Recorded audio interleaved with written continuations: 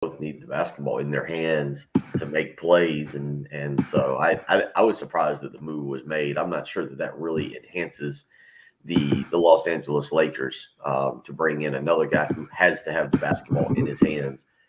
Patrick, I mean, is this a sign that LeBron is moving off the ball here to play more of a different position? I mean, I don't know, because LeBron, the one thing about LeBron, like, it was a problem when Russ was with Kevin Durant because Kevin Durant needed to create shots. LeBron loves distributing, and he's an outstanding distributor. Like, he would be a great pass first point guard if that's all he wanted to do. So I do think Russell Westbrook's going to lead that team in shots by a mile. But I'm just thinking he's always the leader of the team, and he's the one that doesn't let anybody take a day off. And if you jog up the court in practice, he's going to get in your face and yell at you because he only knows one speed and he only knows how to try his hardest. And LeBron is clearly the alpha because he's one of the best players of all time.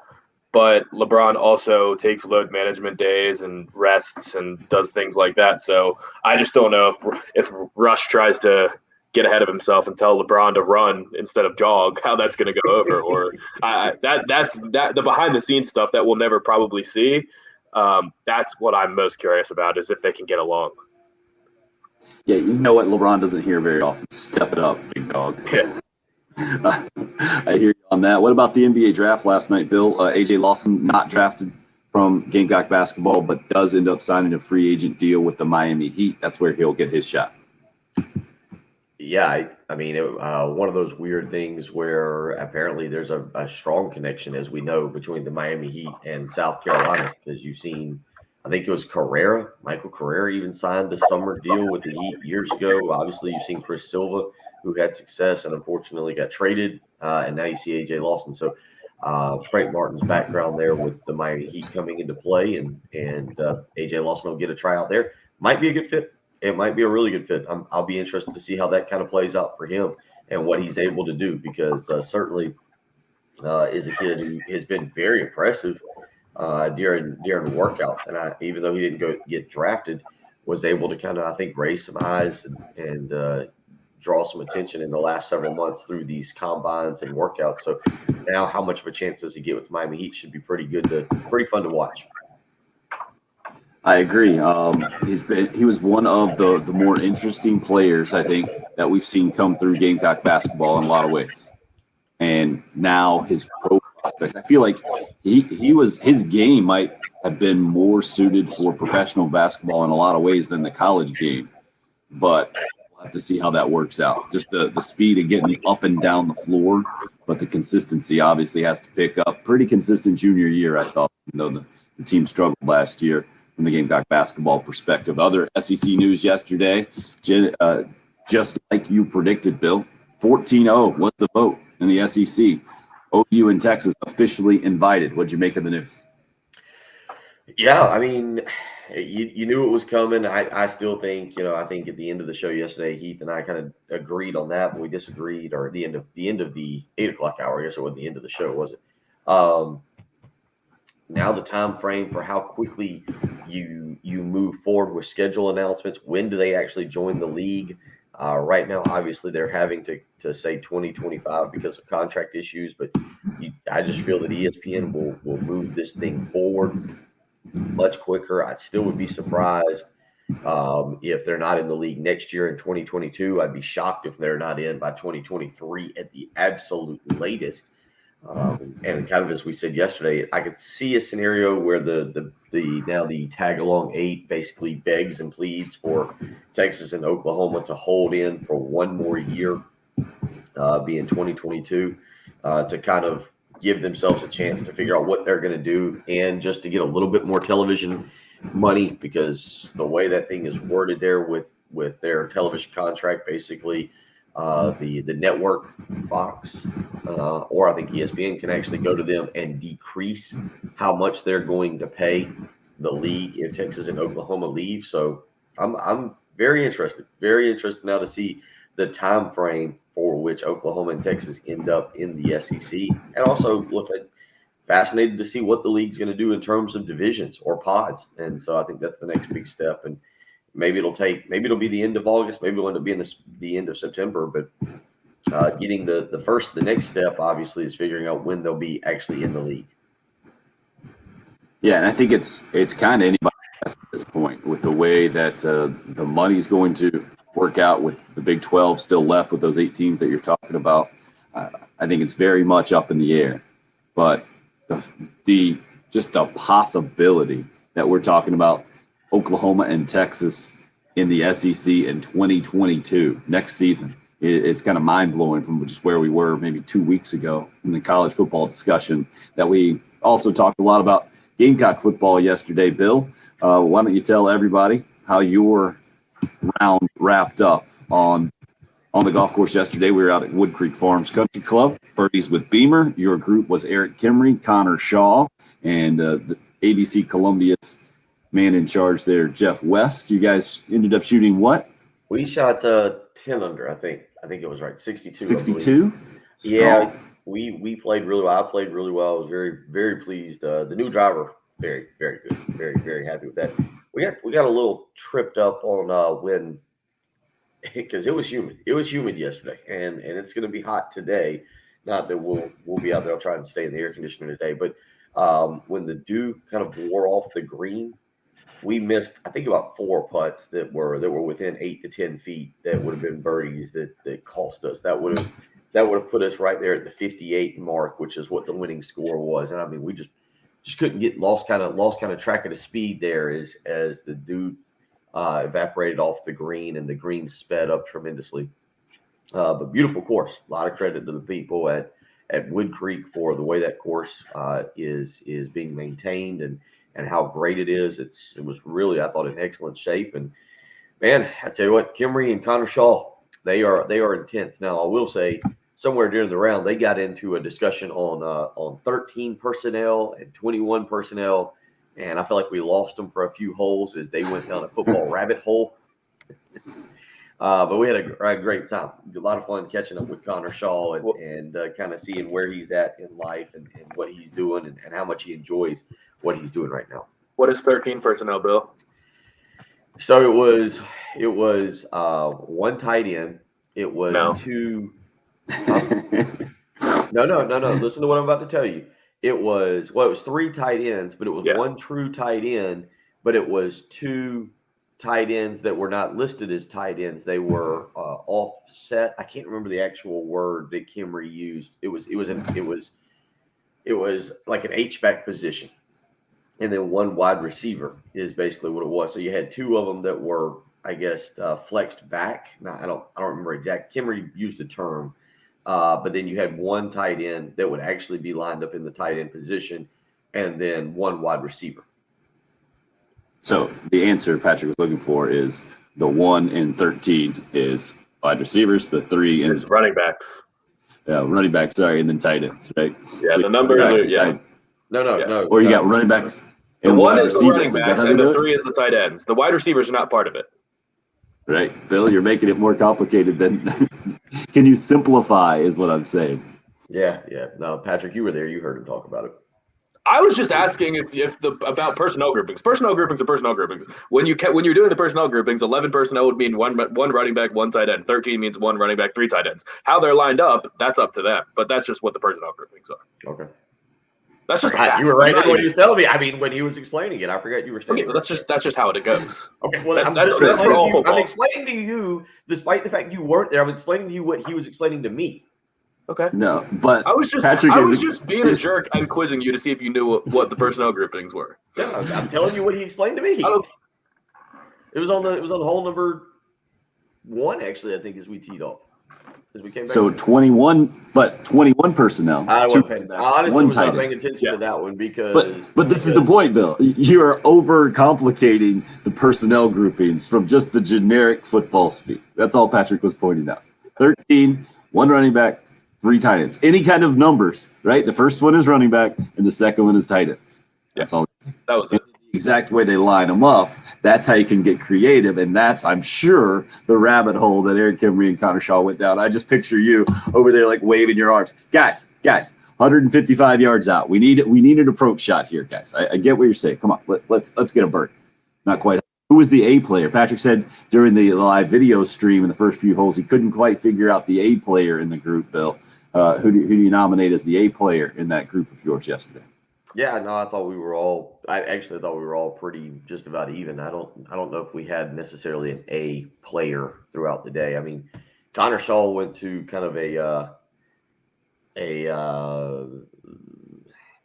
it wasn't a Happy Gilmore run up and hit it, but he did go to more of a swinging one-legged driving motion halfway through, and I absolutely crushed a few drives. It was a wild lesson in how athletic Connor Shaw still is at the age of 29. But yeah, he did that. I hit several good shots, hit several good drives, and finally made a putt somewhere around the back end of the round. I was happy with, and didn't chip particularly well.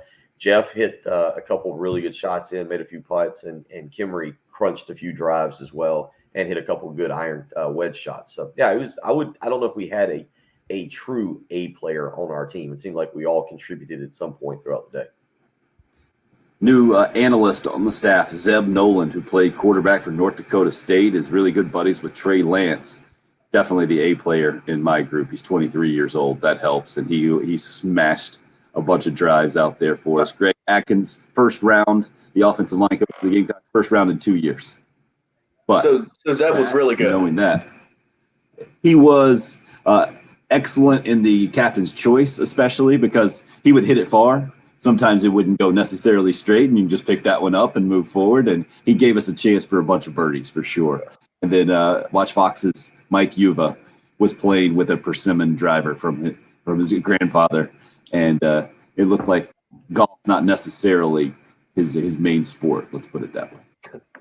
Fair. I think that's fair. 803-404.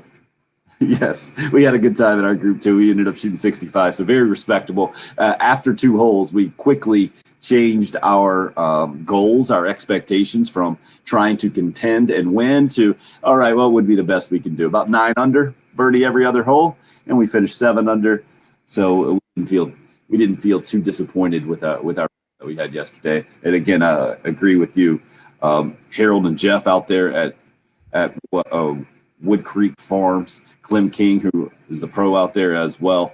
Great job hosting that thing. And I hadn't been out there in several years, and it is in really good shape. And appreciate all the hospitality from both them. And we'll talk about it as we continue to roll on. But Shane Beamer bringing this back, obviously, the guy behind this, we hadn't had anything like this in the Will Muschamp era, so we haven't had it since Steve Spurrier.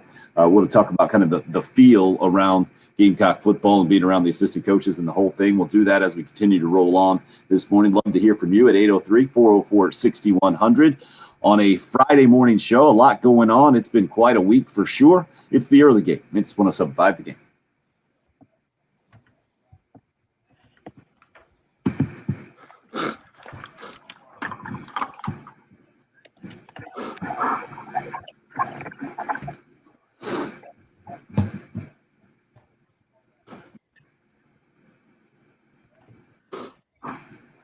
Patrick, was it a battery thing? And you were over there? Yep, I thought I heard it going out. I thought it was an everyone thing real quick, and then I remembered, yep, better.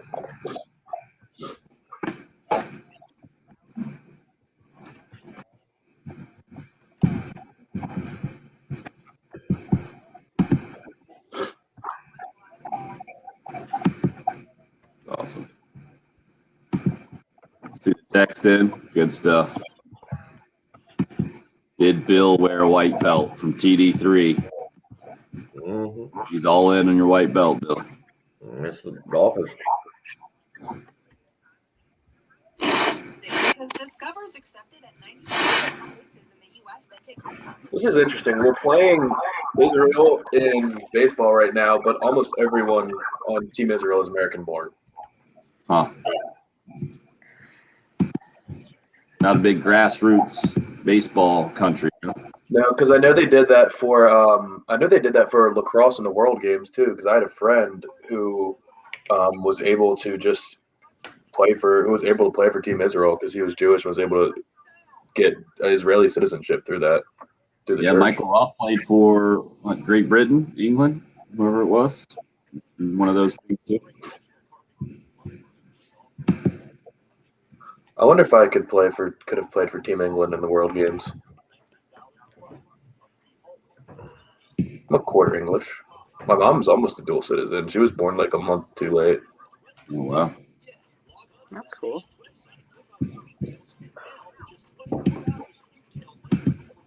So Jen got a text in that not sure if it's just me, but the radio broadcast is doing weird things. We got weird things back in the studio, or is it relatively, you're good?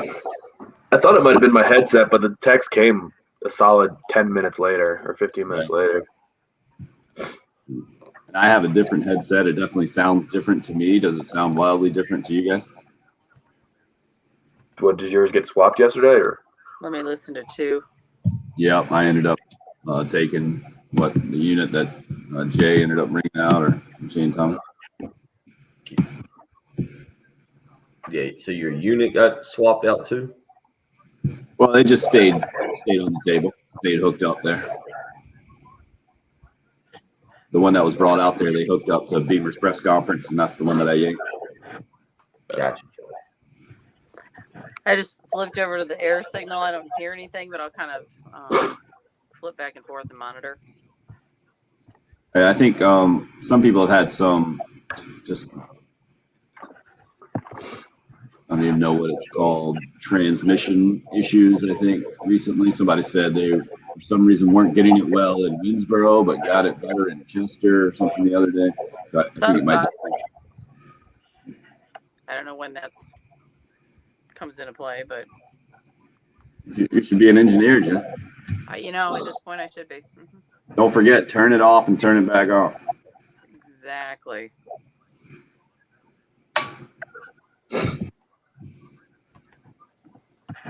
Hey, I'm feeling sassy today. Whoa! Oh no! Watch out! She's crazy. Oh, did you guys see the email that I forwarded you? yeah. Bill, you haven't seen that one yet? I must have to like log back in or whatever. We'll talk about it after.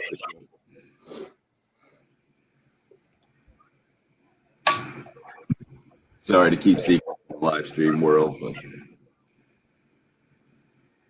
we got to keep that one in the locker room.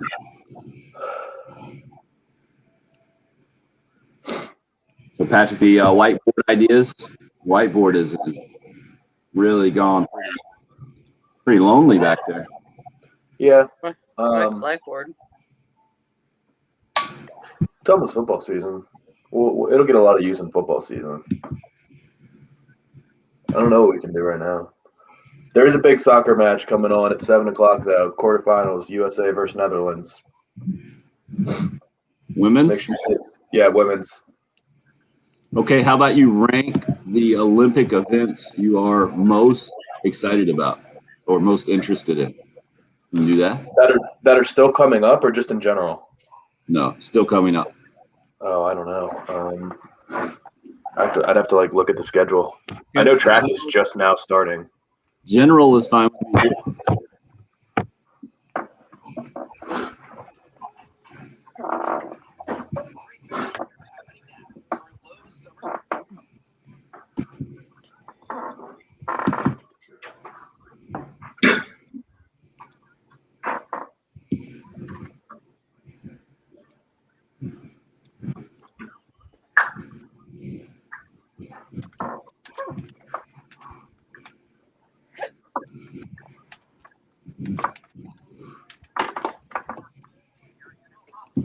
So where you guys want to go here in the next segment? I was thinking just around Gamecock football and some other thoughts from yesterday.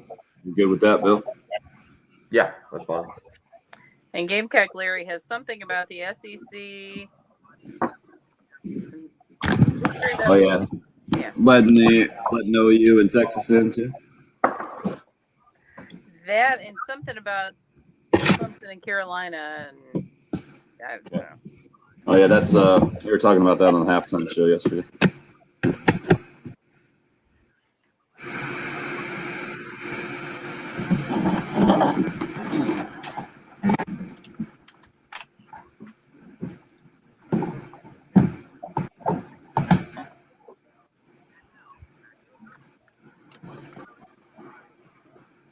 6. Guys are up.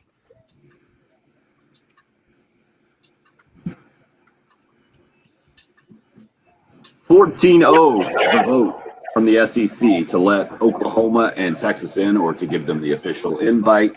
Not a huge surprise, Bill. I was a little surprised how quickly it went.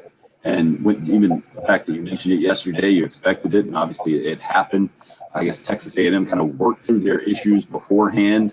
And this, again, we've said it before on the show, is another example of the SEC's kind of solidarity and unity, and maybe the strength of Commissioner Greg Sankey.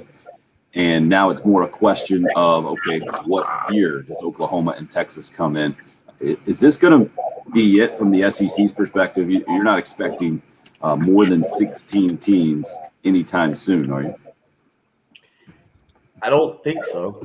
But I mean, at this point, you do have to kind of question if there's anything else going on behind the scenes. I don't see the SEC going out and plucking 2 more from the Big 12. Excuse me. And I also don't think that they're going to go out and be able to get an ACC school. So, discussion about Clemson or Florida State, I think is what it is. It's maybe fun to dream about, but it's not going to happen. So that's I don't see a scenario in which they go to 18th, but who knows? Maybe that is exactly what happens. We'll just have to wait and see. I just don't think it's going to play out that way. I think your body might have had a physical reaction of, say, the Big 12 at this point. First of all, they only had 10 teams in the last few years, and now they're down to 8, seemingly. So it's as confusing as could possibly be for me to talk about this thing. Patrick, what about you? Where do you see kind of the SEC moving forward from here now that the 14-0 vote came in yesterday? Does that kind of depend on how everyone else reacts to this first? Or do you think the SEC just doesn't care? They'll just keep growing and growing and growing and with no remorse? I don't think there's anyone out of the tag-along 8 they'd want. There are obviously teams they'd love to pluck. If they're having discussions with Texas and Oklahoma 6 months ago, you have to believe that somebody from the SEC probably reached out to someone from Clemson, just sending feelers, right? I assume backdoor like that, and maybe they were immediately told, yeah, it's not going to be possible. Don't even bother wasting your time pursuing this. But I would think they would have said something like, "Hey, we got an extra spot. We're about to get Texas, Oklahoma, Clemson. You'd be great here." As I understand it, the ACC grant of media rights lasts a lot longer than this 2025 deal, and it might have a big factor in this. Also, there's the ACC network now, right, owned by ESPN, so you might not want to blow up your own kind of deal. So I guess I would be surprised if that were the case. But I know a lot of the conversation yesterday in the halftime show kind of jumped on Josh Kendall's article where he said the SEC should absolutely extend an offer to Clemson and the whole deal. Kind of from the outside looking in, it would seem to make a lot of sense with a football-centric school and a program that is kind of one of the national powers, no doubt, from the Gamecock standpoint. Josh's point was you want to make Clemson's schedule that much more difficult. You don't want them to continue to roll as they've been rolling. Bill, what do you think? Do you think the SEC and Clemson have had any kind of discussion at this point? No, I don't think so. This one, I really do. I mean, let's just start with this. And I guess I'm not going to say it out loud. I backtrack instantly. But where do you think the initial communication came from with the SEC in Oklahoma, Texas? Because then if you say the SEC, then yeah, I can see where maybe they at least inquired into Clemson and Florida State. But I really think it was Oklahoma and Texas who came to the SEC. I do find it a little strange that Greg Sankey, in his statement, was it Wednesday, Thursday, I think, when he put out about them applying for membership, they said we did not pursue this relationship, basically putting it on them. I think the bottom line, though, is that the ACC is actually more stable. They might not make as much money, but there is stability there with the grant of rights contract that's in place with ACC teams, and the amount of money that would have to be forked up over the next 15 years to make that work. So I really do feel like the ACC is more stable, and my initial answer is no, the SEC didn't approach them. But then again, if you are on the other side of the fence and you believe that the SEC and say ESPN are the ones that went after Oklahoma and Texas, then yeah, it's perfectly logical that they also at least checked into Clemson and Florida State. Texter hits us up, says Steve Sarkisian got the ball rolling when he was hired at Texas. That would be impressive if one. He doesn't have that kind of power. Right. Also, more text rolling in. TD3 just wants to know, did Bill Gunter wear a white belt yesterday at the golf outing out at Wood Creek Farms for Phoenix? Of course I did. Come on. Of course. TD3, you didn't watch the live video stream? You can go back on YouTube and check it out. You can break down Bill's golf swing and learn how it's really done moving forward. Since you're in that event, what did the youngster shoot? I think he's 16. He shot 68 and 73 or something like that. 69, 73. He was over in Pinehurst. Yeah, he's already a little bit better than me, but I held my own yesterday. Put it tight on number one. Put it within about 2-3 feet on number one, right out the gate as Patrick was holding the iPad. So you can get a look at that. It hit a couple good shots right out of the gate, which I was surprised about. But maybe it was the donuts that Jeff brought us that we were able to snack on early. Let's get right out to the Love Chevy phone lines at this point. Our buddy Gamecock Larry, favorite 86-year-old caller. We're not going to be able to call him that for, I guess this is our last show. I think birthday's coming up on Sunday. The celebration of the weekend, I'm sure, is almost underway. Gamecock Larry wants to discuss some Gamecock football and SEC happenings as always. Good morning, sir. Good morning. I got a lot I want to talk about, but trash talking time starts Monday, August the 2nd. Legion of Doom, I got you outnumbered 3-1. Gamecock Larry Posse, we're ready for you. Now let's put a damper on this Clemson Carolina thing by Carolina going back to the ACC and Clemson going to the SEC.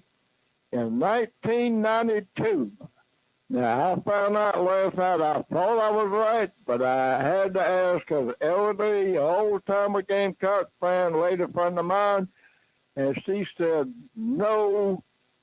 In 1992, you remember, Clemson and Florida State was invited. I'm wrong. Clemson, anyway, Clemson refused to agree to go to the SEC. In 1992, they were given the chance to go to the SEC with the Gamecocks, and they refused. They said they would never go to the SEC in 1992. So therefore, they had Arkansas after Carolina, and Arkansas went into the SEC. Clemson is not going to the SEC. Dabo Swinney would be crazy to go to the SEC. He might win 8, 9, 10 games a year, but he wouldn't win no championships like he's been winning. I'm going to write it all down. I got it down. Monday morning, Legion of Doom, Gamecock Larry Posse is coming up yet, if I can get on. And that's it. That's all I got to say. But we're ready for you. And I really enjoyed yesterday. I listened to that thing all day. We got a coaching staff going to be in the one more thing. Oklahoma and Texas will be on the SEC schedule in 2022. Take it to the bank. Gamecock Larry said so. But in 2024, we're going to be in the Final Four. Go Gamecocks. Gamecock Larry, ladies and gentlemen. Anthony hits us up on the YouTube live stream. Gamecock Larry knows all. So we must go. I do want to touch on what he said there towards the end about the Gamecock coaching staff and having seeing all those guys out there at Wood Creek Farm yesterday. Bill, a completely different vibe, I think. I guess it's hard to say because Will Muschamp never really had a golf outing, but just the fact that we as media nerds got to interact with this staff as much as we did yesterday, I think it was basically all the interaction in the Will Muschamp era combined and then some with the availabilities that he would give his assistant coaches basically twice per season, once in the fall, once in the preseason, and then once in the spring. What did you make of kind of the feel around there? Because I guess my lasting impression of yesterday will be ABC Columbia's Mike Gillespie's question there in the little post-round press availability for Shane Beamer, asking him, noting how he seems calm and relaxed on the outside. Does he feel that way on the inside? And the one-word answer was just yes. And he smiled and he had fun with it and the whole thing. It's just a completely different feel from my perspective around the Gamecock football program, and it starts from the top down. What about you? Yeah, I mean, and I think somebody, and I can't remember the exact answer and to it, but was just kind of talking about adversity and handling it. I think Shane said something to the effect of, well, if we get beat, I won't come in here all smiles on Tuesday for a press conference. But it's all good feelings right now, and you expect it to be. And I think some of it, not just for the fan base, but the players involved, man, there needs to be positive vibes with this program, right? Like, people need to be kind of built back up it has needed to be built back up over the last. It was interesting. Eric Kimmery and Connor Shaw one time yesterday were just kind of talking about being in the here and now and being in the present. And by that, what they also said was, like, for Kimmery, this is kind of a dream job. You've been around here, his dad coached around here. There's a lot of things that go into it for Eric Kimmery. And that's true for a lot of this coaching staff. So just enjoying what they do. So you do get a totally different vibe and feeling from them. Now, does that translate into wins? We'll wait and see. Who knows? If just viewing it differently than Will Muschamp did, which was, hey, this is who's signing the checks right now. This is who's paying me. We'll see if that can translate a little bit more with having a more of a excitement for your job.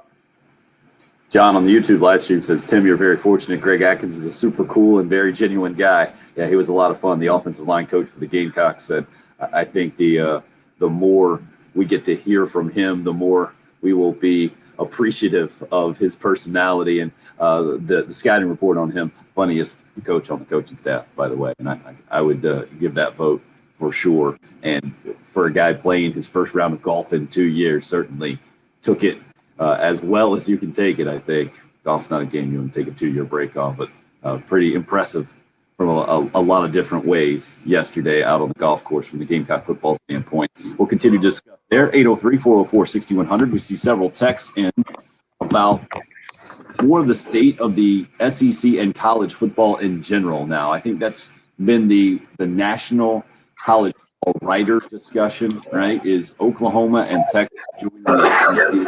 Is it going to be good for the game? Ultimately good for fans. Maybe not next year or the first few years they join the league. Talking about 10 years, 15 years, 20, 30 years down the line. What is college football going to look like because of this move? And then what we assume, Patrick, kind of what you were talking about before, what everyone else does accordingly. We'll continue to discuss, get to those texts as we roll on this morning. Glad you're a part of the program. However, you're joining us this morning, up and rolling on the video stream, YouTube, Facebook Live, Twitter. The station handle is at 1075 The Game, where you can find us as well. 803-404-6100. If you join, you can call or text. It's the early game. It's 1075 The Game.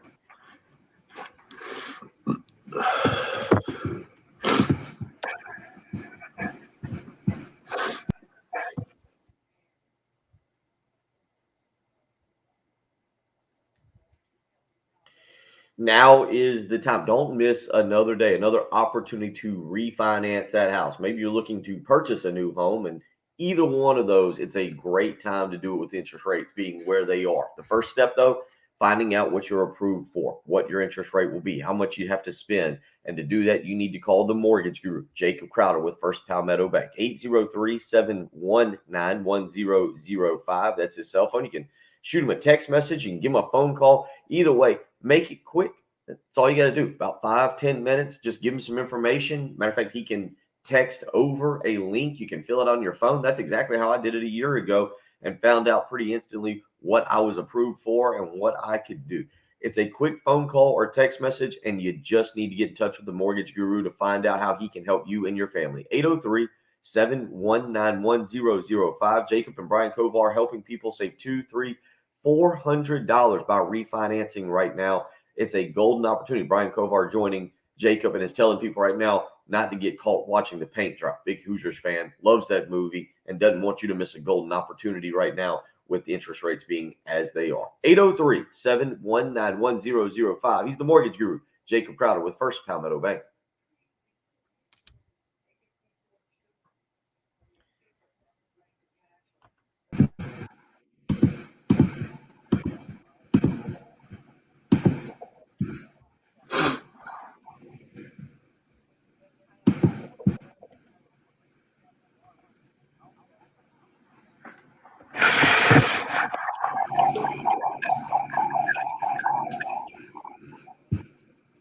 It's kind of hard.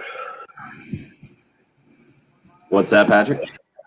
Just trying to think of my favorite Olympic events and not putting pole vaulting, javelin, fencing, or badminton on there because I do love watching those. It's very fun.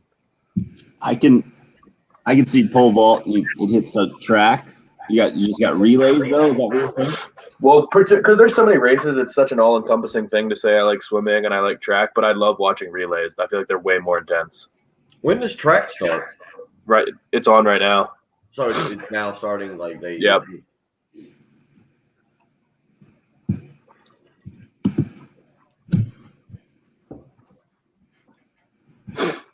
Table tennis and badminton I like kind of equally because they're just games that I don't think are that hard. I like playing them, but it almost looks fake how fast and incredible they are, those games.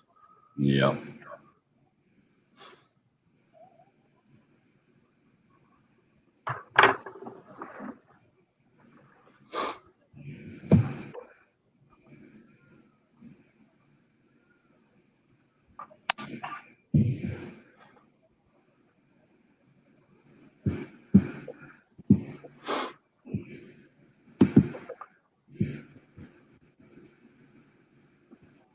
Glad to have. You guys see where it was like the AD, the Board of Regents chairman, and the president of Texas making their first public appearance last night, and the quote that headlines it is, "We'd like to thank the Aggies for voting for us." Wow.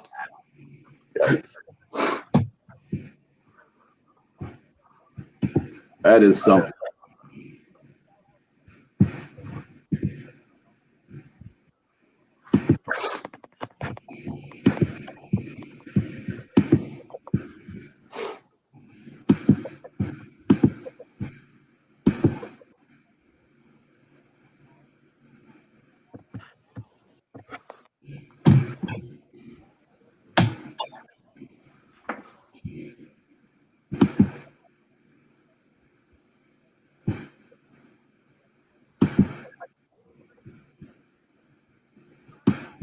Oh, the pitch clock or just the speed is in kilometers per hour. For what sport you talking about? Baseball. It said this last pitch was 131 kilometers per hour. What am I supposed to do with that? Multiply it times 0.6. 131 times 0.6. So basically half plus a little bit more. Sounds like low 80s, mid 80s. Did you know that conversion off the top of your head? Oh yeah, I've run a 10K before. I can't run much farther than 6.2 miles. Okay. Other than that, I was a little concerned that you know all that. I've run a 5K. That's 3.2, right? Nope, math doesn't quite work out. I thought I didn't do the so it's 3.1. Right. I just thought it was 3.2. I thought that's what I was told. My goodness. It's not that 5K time. Thursday, Travis. Halftime show out live on Thursday. Thanks for reminding me. I need to check those reminders. Another button I got to click.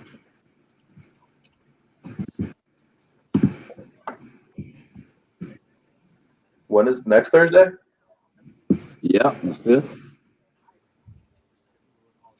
5th. Those guys are smart. Boyd, who kind of set all that up, had the idea that it would be about the time the Gamecock football season is starting. Good time to get people out, celebrate.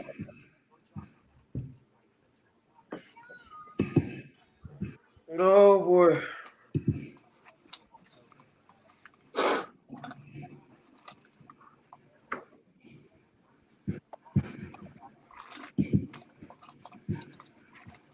There it is.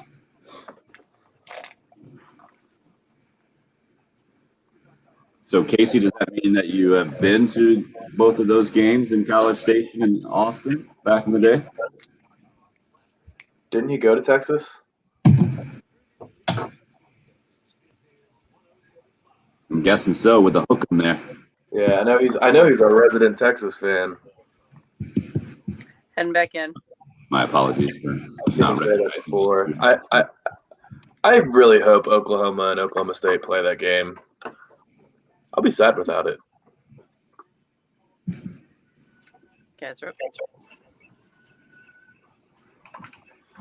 How about the halftime show, guys? Tommy Moody, 2 days in a row, live on location. Yesterday it was Wood Creek Farms and Birdies with Beamer out at the golf course. Today's at the baseball park over at Sager Park, that is. The South Carolina American Legion State Championships going on, starting today, going through the weekend. $10 will get you in if you're an adult, just $5 for students. Buy those tickets right at the stadium there. 8 teams part of the South Carolina American Legion State Championships at Sager Park, sponsored by West Columbia, Post 79, and Billy Oswald Law Firm. And again, Tommy Moody out live on location this afternoon. Go by and see him and hang out, and maybe he'll ask you a trivia question or two. Bunch of you weighing in on the Cool Care Heating and Air text line this morning, 803-404-6100. Patrick was just saying, we were talking about the Texas and Texas A&M rivalry being rekindled with Casey on the live video stream during the break. Gamecock Frank weighing in on the Cool Care Heating and Air text line at 803-404-6100. Good morning, gentlemen and Jen. I figured out a way to get this whole SEC expansion expedited. Go ahead and invite West Virginia and Oklahoma State. Both of those schools would jump at the chance to be in the SEC. It would pretty much do away with the Big 12 and give us 3 16 divisions. Everybody would play everyone else on a 3-year basis. Let's get her done. Gamecock Frank. I love it. Patrick, would that make you're all in? I absolutely love that. Yeah, put Oklahoma State and put West Virginia on the schedule. Give me a Morgantown every couple years. I don't know anything about Stillwater, but I'll check it out. And then we can have Oklahoma and Oklahoma State still playing. We can still have Bedlam. We can have Texas A&M, Texas back, and we can keep the Red River. All the rivalries I like. So Although I do kind of want to see West Virginia go to the ACC. Yeah. So if we could take somebody else, I'd be okay with Just that. from a standpoint of getting some really good rivalry games back, that would be a lot better for West Virginia. I would be interested to know how we arrive at. I guess. See, I've got the theory of how to get to the conference championship game with the pod system, and it's actually, I guess, pretty simple. Maybe it would be the same thing for a 3-team or 3-division, 3 divisions. Just take the 2 highest teams in the college football playoff and let them play for it. But that would be my question for 3 divisions there of 6 teams. But I do like the plan. I do like that. I went and got the pad so that I could draw up exactly what it was. Nice. I would think this would come down to economics. We all understand Oklahoma State and West Virginia don't bring near the value as Oklahoma and Texas. And then they'll kind of, like you were talking about, this is where conference expansion is across the country. Okay, if we're going to bring you in, that means we're splitting our pie that much more. Is what you bring in going to be worth what we now have to pay out? Was interesting talking with Greg Atkins yesterday, who coached at Oklahoma State for several years with Mike Gundy. He says the way it was set up in the cafeteria is that the football coaches would sit right beside the golfers. So you got to hear all from Victor Hovland and Max Homa and those guys as they're out of Oklahoma State. It's pretty cool. And said Mike Gundy's got a solid spread out there. His house is impressive, and especially likes Mike Gundy's dad, who I mentioned. I think I mentioned to you guys too. There's a great social media video out there. Mike Gundy's talking about how his dad just chastised him for trying to coach his son, watching him play a baseball game. Says Mike Gundy's dad actually worked on Mike Gundy's farm, even into his later years here. Hour number 2 coming up here on the early game.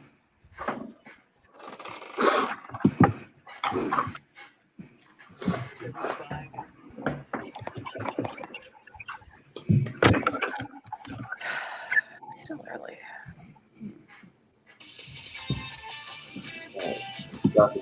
Whoa, triple jump. You watching Triple Jump now? Trying to figure out what's going to go on the second screen. I'm kind of bored of USA baseball at this point. To me, Triple Jump is one of the weirdest things to watch. Very weird. Oh, I forgot to put handball on my list. I do love handball. It's like gymnastics might be getting the boot. Well, gymnastics are amazing. The Olympics are so fun. Yeah, Travis, I don't know if anybody's ever said we need Kansas football from a conference standpoint, but I see where you're going with it. I would rather have Oklahoma State and Kansas than Oklahoma State and West Virginia. Is John going to have to pick a lane here now that Texas is coming to the SEC? Yeah. Sounds that way. It does sound that way.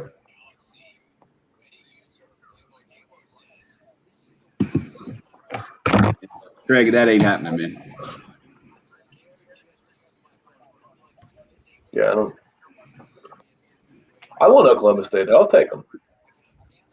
I like Oklahoma State. Yeah, I think Oklahoma State and West Virginia are the two most. I mean, they are the two most interesting teams that are out there. I mean, I really want West Virginia to be in the ACC. Even if they have nothing to do with me, I like rivalries. I like watching games where the two fan bases hate each other. So I want the ACC to take. Yeah, Pitt. Irrelevant. It's some new rivalries. All right, relevant to you. I'm from that area. I like watching it. It's fun. Yeah, take that, Tim. Yeah, irrelevant in college football by and large. You know what? I like watching the Apple Cup too. Couldn't be less relevant to me. But that one, Washington State gets the juices going on Thanksgiving weekend. I love it. Yeah. Especially if it's on a Friday night at like 11 o'clock. Little leftover turkey sandwich. Well, you seen the latest with them. I guess their coach came out and said he's not getting vaccinated and the whole deal. Rolovich. Yeah. Yeah, we talked to West Virginia yesterday. That's where Adkins is from. He went to Nitro High School because I think they have plants there that's like nitroglycerin and the whole thing. It was crazy to hear him talk about it. But a great name for a high school, Nitro High School. West Virginia is the worst state in America. I remember you telling us this already. So, but you just like to watch them and Pitt fans go at it? Is that the deal? Spent a lot of time in West Virginia in my life, but yeah. Did you say because? Why was that again? Was it gambling? Was it drinking age? What was it? I'm 20 minutes from West Virginia. I can be in Charlestown, West Virginia. Go to Charlestown Races and Slots. I used to bet horses there when I was like 17. Just go there on a Wednesday night after high school and take a couple people with me, and we'd go bet horses. It's a blast. Seeing West Virginians just clearly bringing their whole paycheck on payday to the casino and betting horses with it. Learned a lot of life lessons there. Very much so. I would think. Now they've got a sports book now. I hear. I haven't been back in years. I'd love to get back there and check it out. You just go up to Cherokee. It honestly sounds like I want to very badly. Yeah. So only Patrick would say that's the worst state in America. I'd love to get back there. Yeah. Well, yeah. I mean, it's fun, but I would never want to live there. Snowshoe. It was 21 and up to gamble, and we were just a group of 16 and 17-year-olds driving up there. Never once asked for ID and just allowed to do whatever we wanted. Yeah, Craig, what about Greenbrier? Looks amazing as well. Wintergreen, I think, is in West Virginia. I've been there. We used to go there. My aunt had a house there. Got Snowshoe and Winter Place is what he's saying. Yeah, as far as your Cherokee options, The one in near Maggie Valley, like the actual Cherokee Valley or whatever it is, that's actually closer than the new one in North Carolina. Huh. Not that I've mapped it out. Doesn't sound like it at all. We definitely need to take a. What we need to do is get a sponsored trip, right? The old casino. Could say we'll take a. Well, that's an easy one. We know somebody who goes all the time. A show trip. Hatfields and McCoys was also Kentucky. I listened to a podcast about the history of the Hatfields and the McCoys. Really? It's pretty interesting. It made me want to watch that show with Kevin Costner, like the 3-part series on History Channel. Remember that? Yeah. I don't remember it. I watched it back then, but I was so young, and I really can't remember it. Didn't watch it. I heard about it. So did we all see that what happens to former interns? They go get married and then they become expectant parents? All that. Look Good out, for Patrick. Dakota.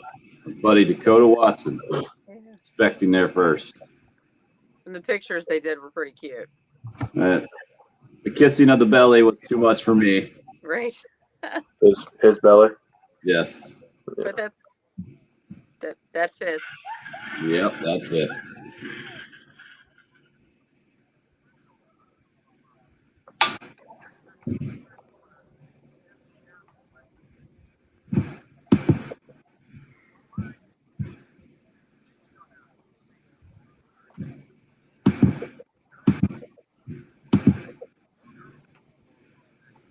All right, we'll start this next hour with Andy's text, just basically talking about how expansion affects college football at large.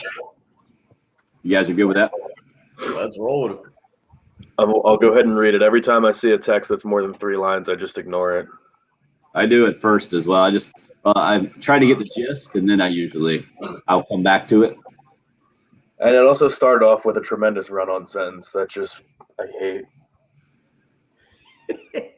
So if a text message is not grammatically correct, you're just going to move past it, huh? Well, I don't know. I think is it Todd, the one that just will put a 500-word text without a single period or comma? Is that the Alabama fan? Yeah. Those are so hard to read when there's no punctuation. People don't realize how important punctuation is. You know the text that draw Patrick's eye. 1 word, comma. 2 more words, colon. Punctuation saves lives. Whatever, David. It was short. It was a mini-series. You got to at least give the number of episodes, David, if you're going to be that guy. You know what? If I go in here and check on IMDb and it's actually 3 episodes, you're blocked. What? It's 3 episodes. You're blocked. Get out of here, David. It's 3 episodes. Correct me, and I'm exactly right. Unbelievable. Thanks for listening, though. Bless your heart. Same thing. It was like a Gamecock Larry trick. Patrick just did an amazing thing on the live video stream, calling out a chatter there for trying to correct him, and now he looked it up, and you're actually right, Patrick, about the Hatfield Boy miniseries, those 3 episodes from Kevin Costner back in the day. Yeah, we got into a little West Virginia discussion in the break, and I mentioned that I want to watch the Hatfields and McCoys miniseries, and said it was 3 episodes, and David said it was longer than 3. It was not. You called him out on it and said, "Come on, David," and the whole thing. They're like, "Oh, thanks for listening." There was a text here from Chris a little bit earlier. Gamecock Larry for president in 2024. That was Gamecock Larry hit us up, our favorite 86-year-old caller, about to turn 87 in a couple of days. And then it was Jim in Carolina Beach, the Clemson fan. Gamecock Larry knows all. Didn't he say the Gamecocks would go 10-0 last year? And hasn't he saying the Gamecocks would beat Clemson the past 7 times they played? Happy birthday, Larry. He said 10-0 until proven otherwise, by the way. He always leaves that disclaimer in there. And I think even Jim over in Carolina Beach understands how exactly to hear Gamecock Larry. You got to hear him a certain way to appreciate his true genius, I think. And that's why he might be a leading presidential candidate in 2024, according to his buddy Root Hog there. All right. So here's where we want to start hour number 2 this morning after the 14-0 vote yesterday, which, Bill, you called that one. And I saw it coming, and there you go. As you continue to smile ear to ear over there, Patrick. Yeah, David's Your been a good Hatfields sport. and McCoy. Yeah. Okay. Good to hear, the David. cast. I was going back and looking at the cast in that because I'd forgotten about that. Bill Paxton was in it as well. I think the episodes are very long. Yeah, they're all an hour and a half episodes. I vaguely remember. I had to go back Well, and introduce by the history. Wait a second. Could this have been when it aired on television, it was cut up differently than it ended up airing on Netflix or a streaming service afterwards? That's certainly possible. Travis says it was 3 on Netflix. David says, well, I thought it was more. I'm old. Cut me a break. It seemed longer. Good for you. That's how the show operates, by the way. Friends can yell at friends as long as at the end we're like, all right, I understand where you're from, or yeah, I get it. Good. Let's move forward. That's the tone we need on this show for sure. And you know, thinking about it, I think that's like the tone kind of I felt out at the golf outing yesterday, where there is going to be plenty of intensity from the Gamecock coaching staff. Also, I don't think they're going to take themselves overly seriously. Like that was why I brought up that question from Mike Gillespie. He was asking Shane Beamer from the podium yesterday. You seem to be relaxed and joking, and are you that calm on the inside? And he just said yes, and then smiled and had fun with it and the whole thing. It just seems to be his personality moving forward. How that translates on the football field and for the program, we got no idea. None. So we'll see. But it seems to be off to a good start anyway, and that's kind of the feel I had out there. Wanted to get the text from Andy on the Cool Care Heating and Air text line after that 14-0 vote yesterday. Andy hits us up, says, good morning, with an exclamation point. I'm at Patrick, a great start, right? To a text. You love the punctuation. Love it. Then the fact that he added in about 7 more sentences had you ignoring most of the text. So it was just long term. What long term does the overall health of college football look like when we're letting these big dogs into a stronger or strongest conference? It's just going to degrade everything else, Andy says. And what we are going to end up with in 5, 10, 15 years is the East against the West, straight down the middle of the country. Anybody west of Missouri in one conference, everybody east of Missouri in another conference. But it definitely looks like this will push towards a 12-team playoff. Otherwise, this is going to be the SEC and maybe the ACC over and over and over in a 14 playoff, and even that's too much, according to Andy. Bill, I think the question remains, I hear where Andy's going with this. I'm not going an East versus West and a straight down the middle kind of thing. As he sees it, that's a theory and certainly a valid one at this point, but how do you read the tea leaves? What is going to happen? I'm trying to stutter out this morning with college football and the impending entrance of Oklahoma and Texas into the SEC, what it does to the rest of college football. I don't know. I don't know because as you're asking, I'm trying to think, are we watching to see who makes the next move? Like, is it you know, does the Pac-12 make a move? Are they the first conference to make a move now? Is it the Big Ten? Is it the ACC? Can the ACC get Notre Dame in? Do other conferences feel the need to expand? Or do they feel the need to follow the SEC here and try and get to 16? Are they content? Like I almost feel like the Big Ten, you know, the ego of the Big Ten. I don't just see them expanding just to match the SEC. And I don't know who the Big Ten would go get. It would, you know, obviously some people are suggesting that they might try and come after the ACC. I don't think that would work. You know, if they were to go after North Carolina, Virginia, Georgia Tech like they did years ago, I just don't think that would work. I don't see a reason just to go out and add Iowa State to get to 15 and pick up a 16th team just to go to 16. Like, again, talking about that revenue, it just doesn't really add up. That makes sense. The only one that really makes sense is for the Pac-12 or the AAC. So who are we watching to see what they do? If the Big Ten comes out middle of August and says, you know what, we looked at it, makes no sense to expand. We're not the SEC. We don't need 16 teams. We're content with our footprint. We love our product. We're not watering it down. We're staying whole. Does then that slow down conference realignment?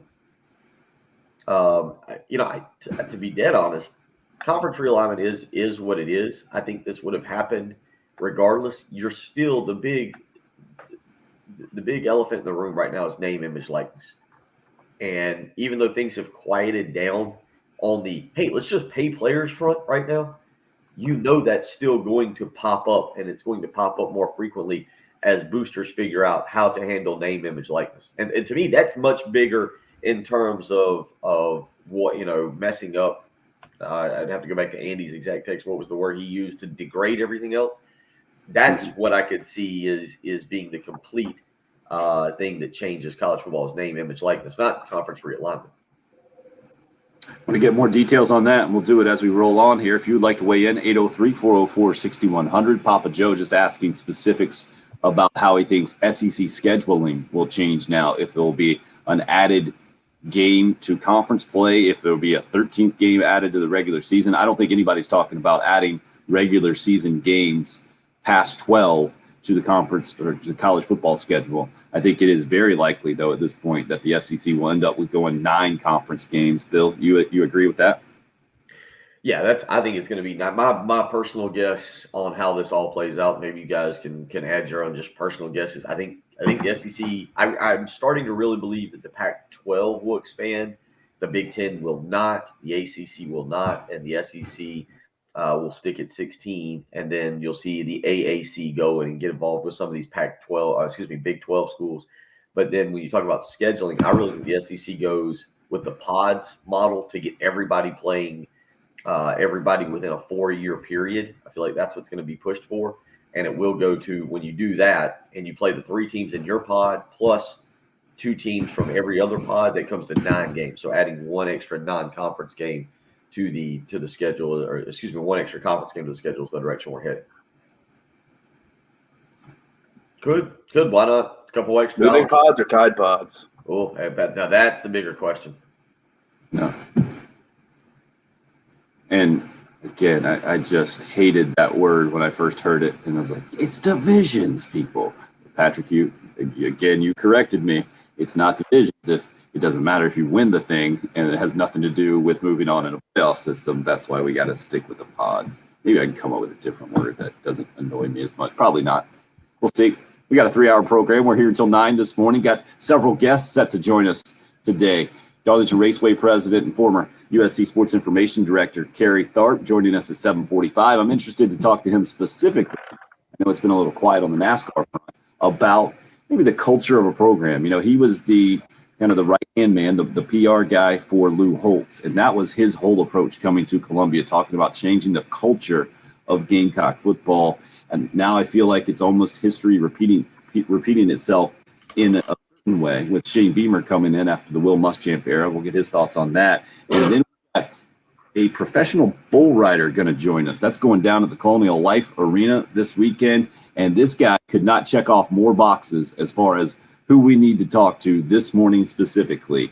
Went to Oklahoma, was a college gymnast, and now is coming to the Colonial Life Arena trying to be the oldest guy, I think, to qualify to go to the professional bull riding finals. We'll talk to him coming up at 8:30 this morning as well. So fun Friday show for sure. Glad you're a part of it, however you're doing it, whether you're checking out the video stream on Facebook, YouTube Live, and Twitter as well, or listening more traditionally and joining, maybe contributing on the Love Chevy phone lines or Cool Care Heating and Air text line at 803-404-6100. It's the early game here on 107.5 The Game.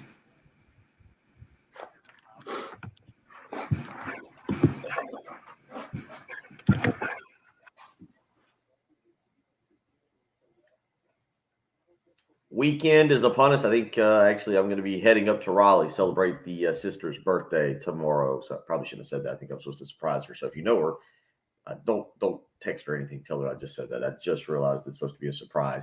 But the point of it is I'll be getting in the Tahoe. Had to get it serviced last week. Went out to the great folks at Love Chevrolet to get them to service it. Just one of the many reasons you should go visit Love Chevrolet if your car needs to be serviced. Mackie and the staff do a fantastic job out there, and they will make sure they get your car up and running just like they did for me. Maybe you need a new vehicle. Also, where Love Chevrolet can really, really help you. The largest selection of vehicles anywhere in the Midlands. I know everybody's struggling to find inventory right now, but Love Chevrolet certainly is able to help you in that department. Car, truck, they've got you taken care of. The $1,000 low price guarantee means you can go shop other dealerships, take the deal back to them, and they'll top it. And of course, that sales staff is absolutely phenomenal. I enjoy speaking with them, whether I'm talking football or talking cars. The sales staff out there is absolutely the best around, so knowledgeable and ready to help you. If you're looking for a certified pre-owned vehicle, once again, Love Chevrolet beats the competition with their incredible lineup. You can go out there, you can trust what you're purchasing. So if you've got the child who's going off to college this coming year, or maybe about to start high school and you want to get a reliable certified pre-owned vehicle, Love Chevrolet's got you taken care of. I-26 in Harbison between Lowe's and Frankie's Fun Park, or on the web, lovechevy.com.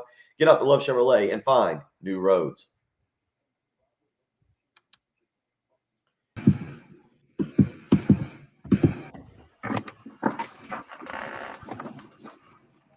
Now Patrick's ready to play. I was trying to find my earbuds so I could use the wireless mic and wear this while we have the cowboy on. Yeah, that was the problem I had with my other hat the other day. But I think I just remembered that they're in my girlfriend's car. Pretty sure. Disappointment there. It is disappointing. Bill, that is the type of hat you got there, sir. Huh? That is not a bull riding hat at No, all. it's not. It's a lake. I'm about to be on vacation hat. I got boots too. I got boots. My boots are Doesn't work- sweet. Doesn't work quite as well though. You can see they have a cool design on them too. Do you know that you can cut the boots off at where the stitching is, where it meets like where it would be the ankle? You can actually cut it off there and make shoes. That is Oh yeah, totally. True story. that is information you will not get on any other sports talk radio live stream. Just saying. Here to help. Yeah, because if you cut off where it wouldn't be that much different from this. Exactly. I know this. My son did that, and actually, it doesn't really look too bad. You know, especially if you're looking for like making a either a decent pair of shoes or a scuffed pair of shoes. You know. Yeah. Except for these were like $40 and these were $300. Well, right. I'm saying Yeah. like his had gotten worn out and got like stains and all that. So Just cut them off, yeah. really stained. Yeah.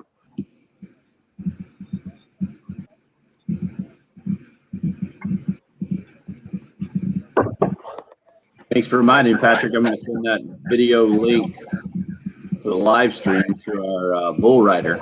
Yeah. Hop in. Maybe I'll check my car before we. And is he calling us? Yes. If not, you won't be doing the show. I do not have enough. Okay, that works.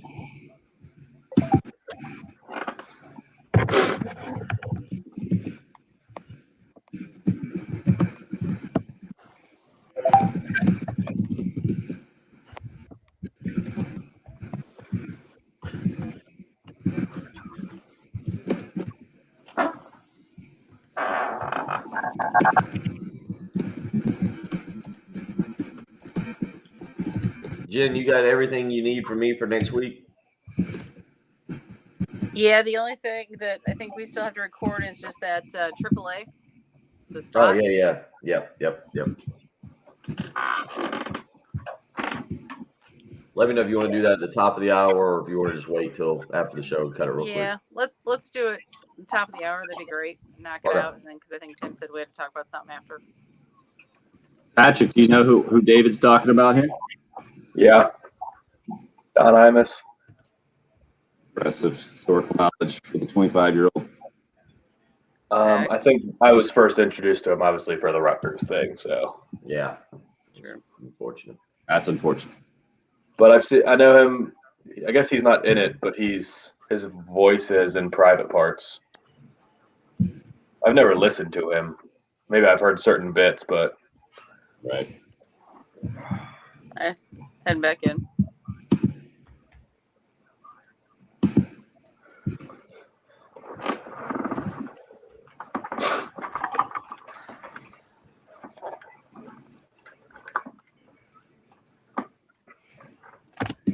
Yeah, you'll love it, Travis. I've done that with my kids. Great show. Great show. All right, guys are up.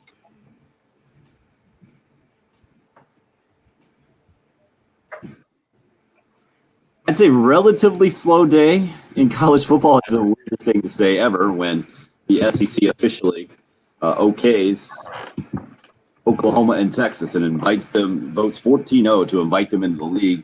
Well, this is just kind of the latest in this ongoing saga. And I mentioned to you guys, I think it was off the air on the video stream, that the power brokers of the University of Texas were meeting or out publicly for the first time, making their first public comments.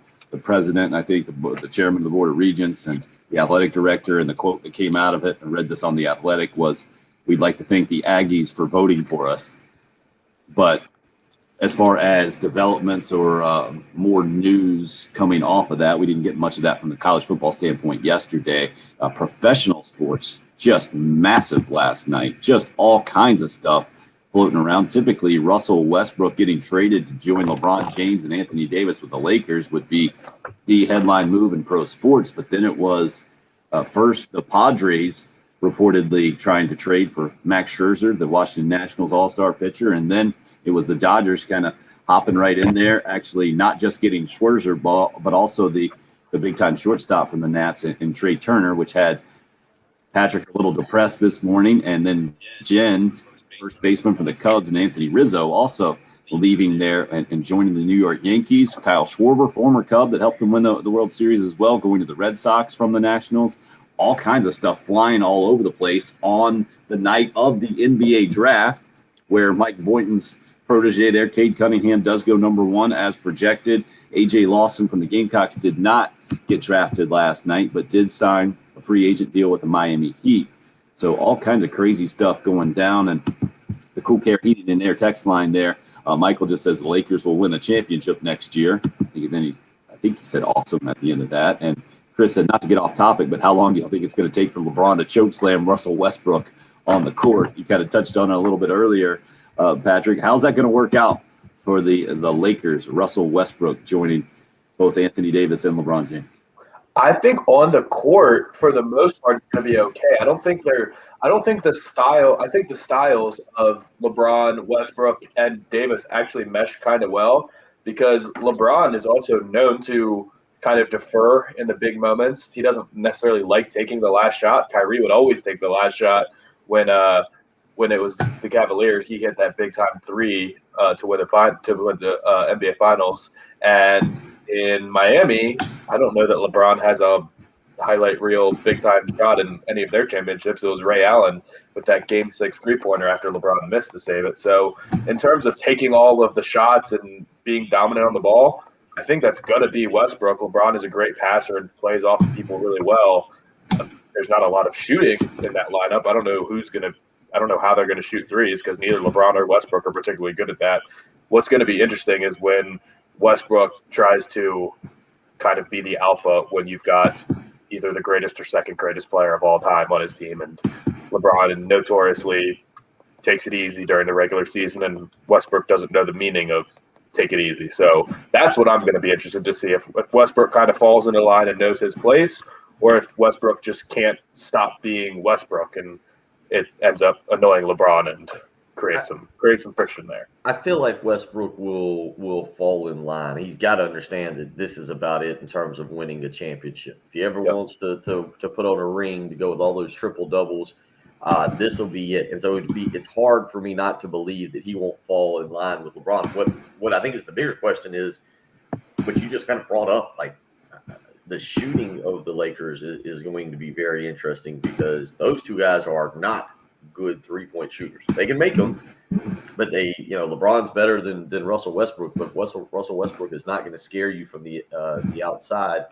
It's how they play. Now defensively, that should be a really good team, right? That's where that's going to be their bread and butter. I mean, Westbrook can still play defense. LeBron's still a very high level defensive player, and then Anthony Davis in the post gives you something that's scary back there. So they've got some pieces there. And LeBron can score. Anthony Davis can score. But how Westbrook fits into that team offensively is going to absolutely be fascinating to watch next year. No doubt. And then the baseball stuff that went down yesterday, pretty shocking from the point of Trey Turner joining Max Scherzer in that Nationals trade. Well, why do you think that went down? I get it from the Dodgers' perspective. Corey Seager, I think, could be a free agent next year. So you put Trey Turner at second base this year, you move him over to shortstop next year if you don't want to pay Seager a massive amount of money, which he seems in line to get. But from the national standpoint, this is just a big reset, isn't it? Isn't that where your team is there, Patrick? Yeah, and the Nationals have the single worst farm system in all of baseball, so it really needed to be replenished, and they got the top 2 prospects from the Dodgers, who are 41 and 42 on the MLB's top 100 prospect list. I just looked that up. The reason they traded Turner, he's got 1 year left on his contract after this year, so they didn't have to trade him this year. But I know that I think he wants that sort of 10-year, $300 million deal. He's 28 years old. After his first year in that new contract would be his age 30 season. So a 10-year deal that would take him through age 39, almost 40, at $30 million a pop. I don't think the Lerners want to do it. They've also been snake bitten by Steven Strasburg. They gave him the big deal, rewarded him for his performance in the World Series, and now he's got thoracic something syndrome, or basically Steven Strasburg's career might be over. It's one of the worst things you can get as a pitcher. It's like the new Tommy John, apparently. I don't know much about it, but I know that he's been injured throughout his entire career, and now we've lost Scherzer, Strasburg, both of our aces from that World Series team. Patrick Corbin stinks now, and the only actual player left from that roster now is Juan Soto. So hitting the entire reset buttons, and you guys opened a championship window for us for close to a decade, and all we could muster was one World Series. So thank you. You brought a championship to this organization, and we've got to reload because the cupboard is empty, to say the least. Thoracic outlet syndrome is what Steven Strasburg has. And I guess that is actually preceded by neurogenic. It sounds very serious and not good at all. I guess, it says more ominous than the more common Tommy John surgery. Worst track record from returning from what can be abbreviated as TOS there. It's tough, man. It seems like I feel like Strasburg, maybe because he had some health issues. I don't remember him having health issues in college, but it seemed like the way that he was treated with such kid gloves coming into his professional career, and it was all about pitch count and shutting it down in the season and the whole thing.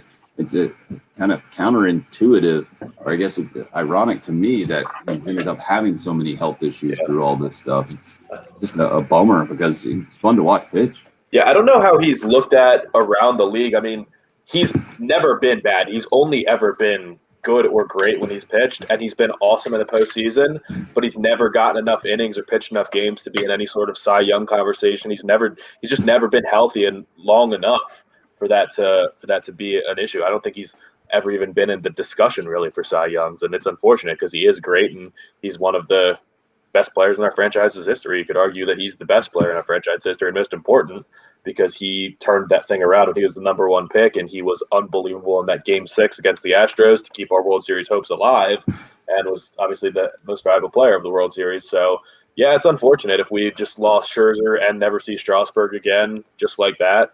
That would be really, really sad. A couple of other guys that have had the same issue. Chris Carpenter, on the positive side, has been able to bounce back from this TOS. Matt Harvey, on the other side, never quite the same after it. So it will be interesting to follow that for sure for Nationals pitcher Steven Strasburg. And last night, again, massive deals all around Major League Baseball, the NBA, the NBA draft as well. Certainly a notable night in professional sports, which is not our focus here. And we'll get back into the college football discussion when we come back and kick off the second half of the show. 14-0 was the vote in the SEC. Oklahoma and Texas invited. What effect will it have on college football? And then recap, give you plenty more details about our thoughts and interactions with the Gamecock football coaching staff being out at Wood Creek Farm yesterday for Birdies with Beamer, the media golf outing that Bill's very pleased with himself after swinging it well yesterday. His team not quite finishing in first, mine not quite finishing in last. So I think it was acceptable day overall for both of us. It's the early game here on 107.5 again. This is South Carolina head women's basketball coach Dawn Clear, and you're listening to the home of the game, WNKT at the East Coast, Columbia.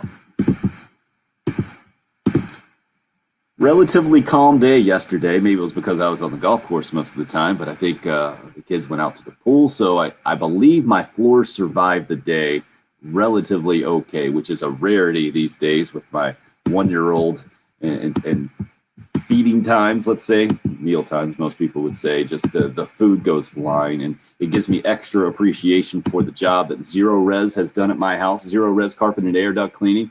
They've been out to my house a couple of different times. And left our house with the new house, fresh house feel, and that's what they can do for you. And Zero Res is going to do it differently than anybody else. They have a patented powered water system where there are no harsh chemicals involved in their cleaning process. That's especially important to me, having 3 boys at my house and having very little control over them. So nothing to worry about when it comes to chemicals involved in the cleaning process. Also, my carpets have stayed cleaner longer, no leftover soapy residue in there to attract dirt. And that's why my carpets have stayed cleaner longer, just like yours can as well. They've got a great deal for you right now, too. The summer special for Zero Res, 3 rooms of carpet cleaned, only $119, plus a free hallway when you mention me, Tim Hill. Give them a call at 803-262-4020. You can book your appointment online right now at ZeroResColumbia.com. That's Zero Res. Spell it backwards or forwards. It's the right way to clean.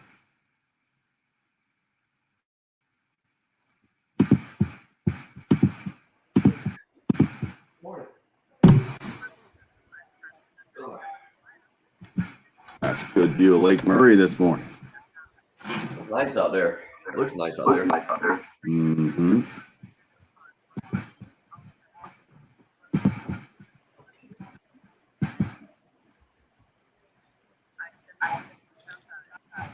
Of course, it's supposed to get up to like 100, and it's supposed to get up to like 100 today. The heat index is supposed to be close to like 108. Mm-hmm.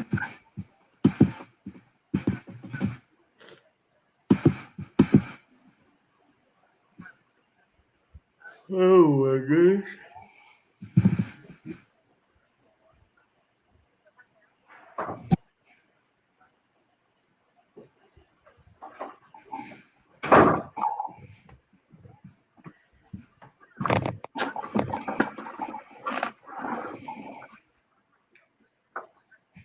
Oh, the U.S. just scored 2 goals in 2 minutes to take a 2-1 lead against the Netherlands. They were down 1-0 on a freakish play. Fluke goal for Netherlands, and they just buried 2 in a row. Boy, not even worried about spoiler alerts, are you? Just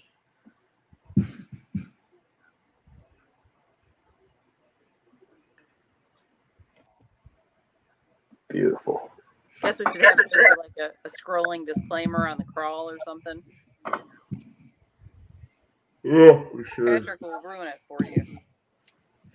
Yeah, Craig. Connor could smash a couple. He and Kimry. I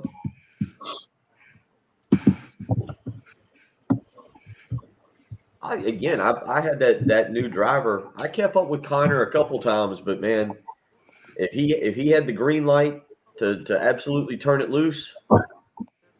Oh, Tim, you know hole number. Let's see, what did we start on? We started on 3. Uh-huh. So you know number 1, that dog leg left. Yeah, You know Patrick DeMarco drove the green. I believe it. He can smash it. Guy I was playing with, Zeb Nolan there, we were probably 50 yards off, maybe. Yeah, I think we were. He didn't even go after the green. Like he tried to hit it in the fairway. So I can see if he went straight over that lake. Yeah, DeMarco, because we were on the tee box and we could watch. DeMarco put it on the front of the green. I hit an incredible drive. I hit an incredible drive. Felt great about it, and Kimry hit his best shot of the day to put us about 60 yards out. 60, I think they used the laser pointer. We were 66 yards out. Yeah, I don't think we even birdied it though. Not as close as we were. I'm guessing you guys did. Yeah, did we birdie? David needs Birdie the on the update. last one. We Details. It looks like Carly Lloyd, but I can't tell. And it's women's. Only the women's team made the Olympics.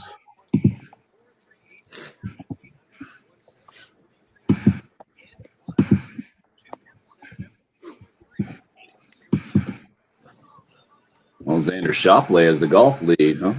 Yeah, I was flipping back and forth between the soccer and the golf. Oh, no, Sam Neill scored the first one, I thought. Yeah. Who won? Lynn Williams. Actually, it was a non-media team that won. Which makes sense.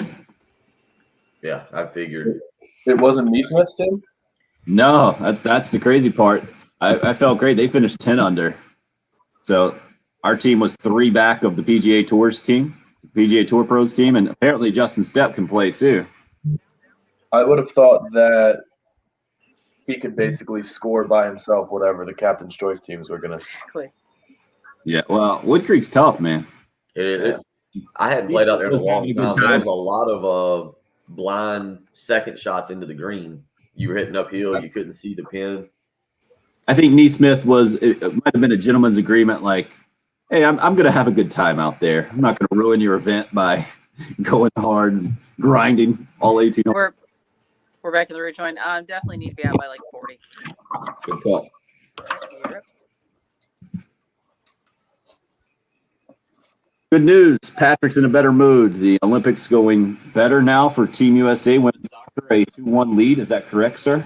Yeah, it was not looking good. There was a little deflection early that the Netherlands just got a lucky bounce and were able to slot one home to take a 1-0 lead. But in the last 5 minutes, I think in a 2-minute span, the U.S. put 2 goals home. So now they've got a 2-1 lead 10 minutes from halftime here in the quarterfinals. Bill, I think you and I might be on about the same page here. I think I asked the number 1 through 10 of Olympic interest. Mine's at kind of at a 5. And are you still there? Nothing has really grabbed my attention, and especially after the Simone Biles deal, and made me have appointment viewing, and then the 13-hour time difference, certainly a big part of that too.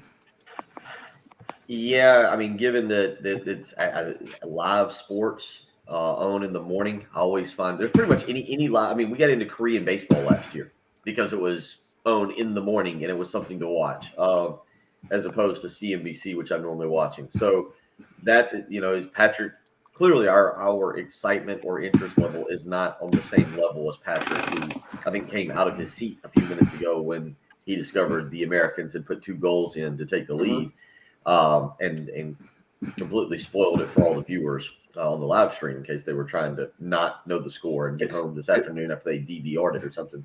All right, well, it's 2021. You can't get away with that anymore. Oh, gotcha. Okay, new era. So, but no, I'm with you.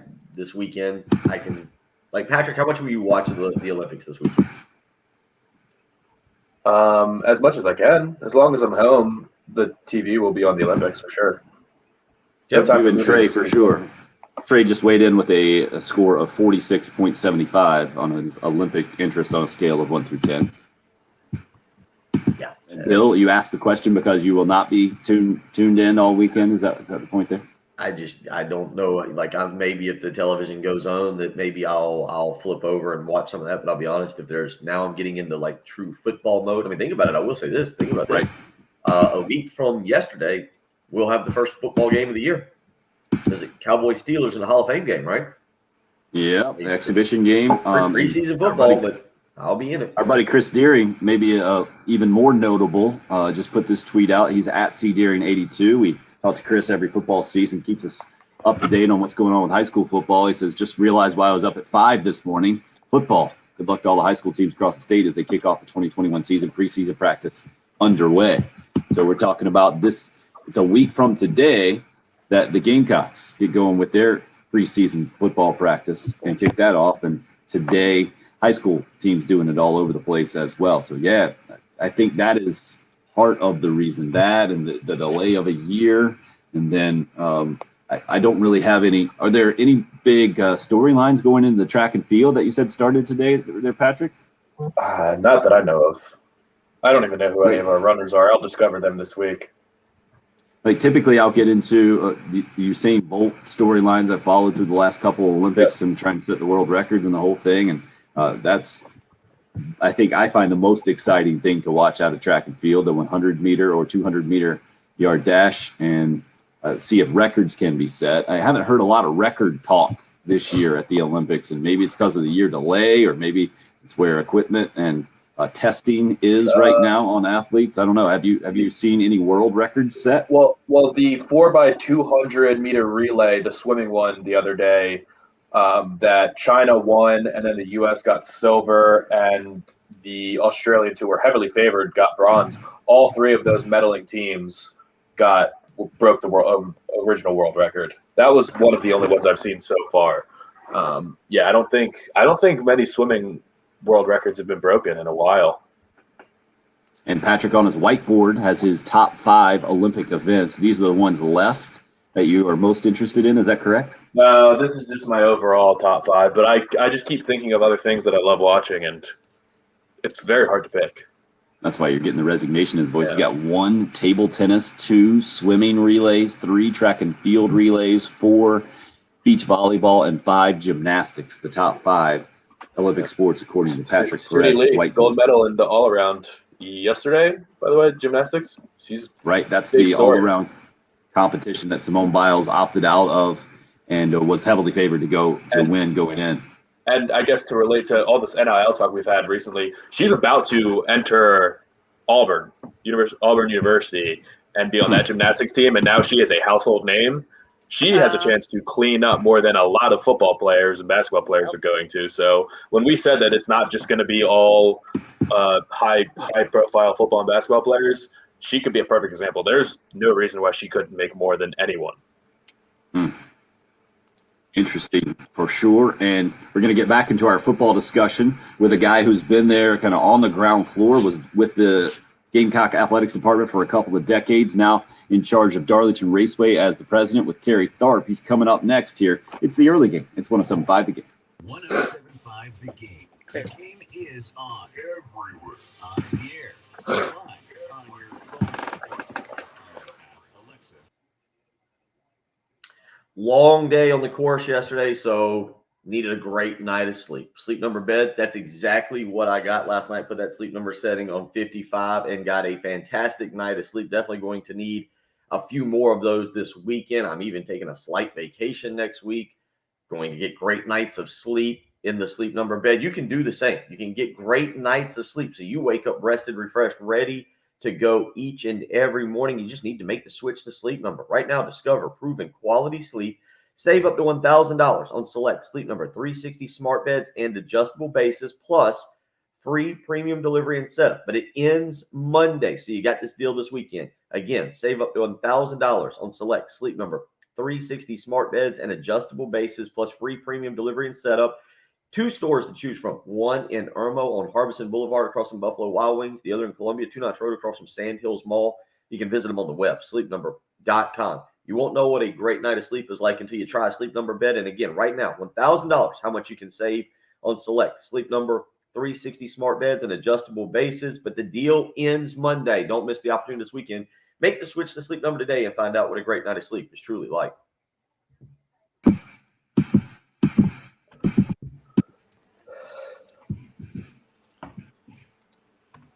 Ian Kinsler From the Shepherd's Glass Traffic Center. What was that, Patrick? Ian Kinsler is on Team Israel. Yeah, I do remember seeing something about him being on an Olympic team. He's probably better than anyone on Team USA. And I don't know if he is anymore. Well, no, but nobody in Team USA is everyday MLB player. Ian Kinsler's 39. I looked it up. Right. He's got he hit a better career than Todd Frazier, right? Yeah, I would say that's fair, but both pretty good.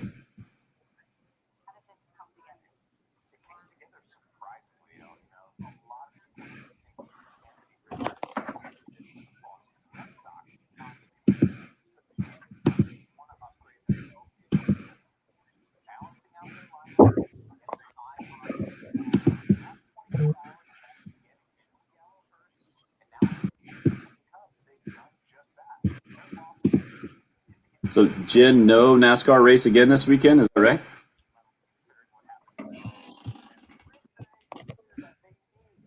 He ain't listening to me.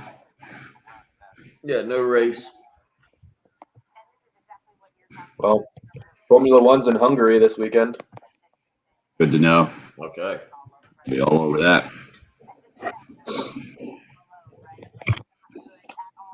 Can you name another city in Hungary besides Budapest? No. I can't.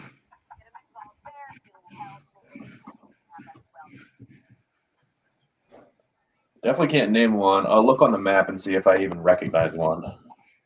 Reasons to treat yourself to a frozen drink from McDonald's. Go on. That's Bill's mic. No shot. I can't even pronounce any of these cities.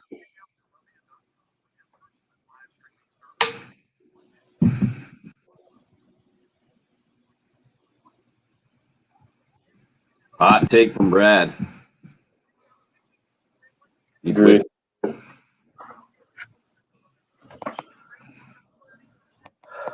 Agreed. I only got room for one motorsport in my life.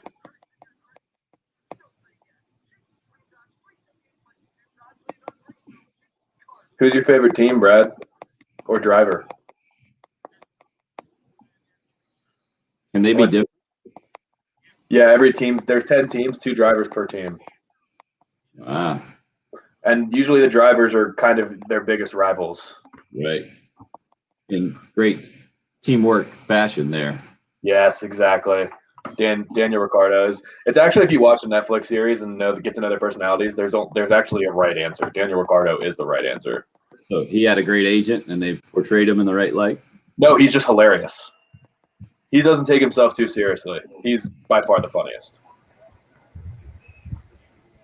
Some of the guys can't, like, their thing is I'm just a super competitor. Some of the guys are just happy to be there in Formula One. Some of the guys are holding on for dear life. But yeah, Ricardo's got an awesome personality. He's Australian. He's funny. Likes to party. Just a cool dude.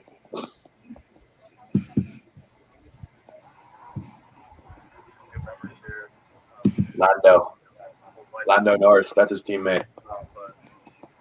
I think he's like 19-year-old English kid. Couldn't agree more, Brad. Thanks, Trev. I think I'm going to be a mustache guy forever now. It does fit you. I'm loving Looks it. like you could definitely be in law enforcement right now. Yeah, I definitely could. I was watching Super Troopers the other day. That's a good movie now. Yeah, my girlfriend had never seen that or Beer Fest. I was trying to watch Beer Fest, but my DVD was scratched, so it wouldn't turn on. So I just had to pull on Super Troopers from Hulu. Is she a fan? I feel like that is a. Well, I think that's you over there with the mic. Yeah. It sounded like that was actual cheering in the background, though.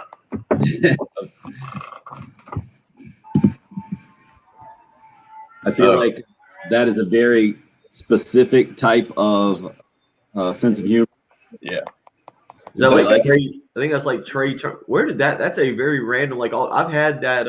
I've had ESPN up the entire time. I just haven't been paying attention. I was scrolling through the Scherzer Trey Turner article. That's been up since whenever we talked about that, and all of a sudden the video just popped up.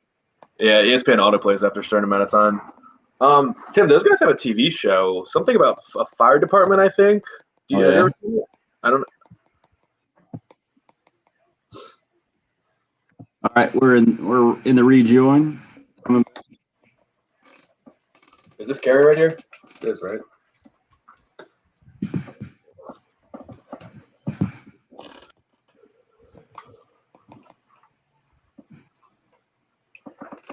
Four weeks from today, we'll be out at Charwood Golf Club. Love to have you as part of our preseason football golf tournament out there. Breakfast and lunch included. Gonna raise some money for Camp Cole.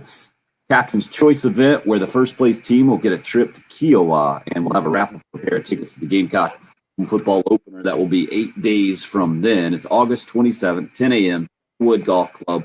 Give them a call at 803-755-2000 to go ahead and register. That's the preseason football 107 Game Golf Tournament presented by Integrated Media. We're right out to the Love Chevy phone lines right now where our buddy Darlington Wastebury President Kerry Tharp joining us as always. And Kerry, I want to start this morning as the longtime former USC Sports Information Director. The culture of a football program. Do you buy into all that talk, or is that something that sports talk radio and coaches get into that doesn't really exist that much? The culture of a program.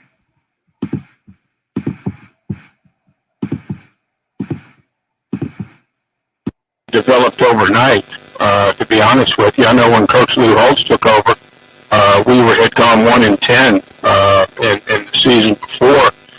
And, his first season, we went 0-11. And, but during that time, I think he was developing a culture within the program that had not existed previously, and was getting people to buy into that culture. And, lo and behold, the next couple of years, we had some pretty good seasons. And so I just think that, each coach brings in his own, set of principles and things of that nature. But, I definitely think that a culture of a football program really kind of defines, what that program is. And, sometimes it takes a while to develop it. But boy, once you have it developed and everybody's buying in and pulling on the same piece of rope, it's amazing, what can happen. Now, does that exist over in NASCAR as well with teams and drivers and crew chiefs and the crews and the whole thing? Oh, I think without a doubt. You take a look at the real successful teams. The one that comes to mind is Hendrick Motorsports, and the culture that Rick Hendrick has developed within his organization over the last several decades is extraordinary. I mean, you walk into that building out in Concord, North Carolina, and you know that you were Harold Brown and also in place greatness, high integrity, and just craft. So I think that race teams have to develop a culture of winning, a culture of buying into what the principles of that organization are. And everybody from the person who turns the wrench to the person who pays the bills to the person who goes to marketing to everything, who turns on the lights. It's got to be, everybody got to be pulling together. The sport is so competitive. It is so difficult to win at the cup level that unless you have everybody, pulling together and doing everything that needs to be done, it's difficult to be successful like that. He's Darlington Raceway President Kerry Tharp. On Twitter, Kerry_Tharp, where you can follow him. And Kerry, you guys are getting close there to the big Labor Day weekend, and I guess you got to make sure everybody's turning on the lights right, turning the wrench right around the speedway, and getting ready for everybody coming in. Well, that's exactly right. We're about 5 weeks away, guys. It's hard to believe. It seemed like we had our event in May. But we're 5 weeks away from, our race weekend. We've got a triple header. We've got a race on Saturday, an Xfinity race. We've got a double header on Sunday. We've got the Camping World Truck Series at 1:30, and then the Cookout Southern 500 around 6. So, yeah, we've got a lot of things going on right now. There's a lot of activity over at the racetrack, and will continue to be like that leading up to the race. And, it takes a lot to put on an event.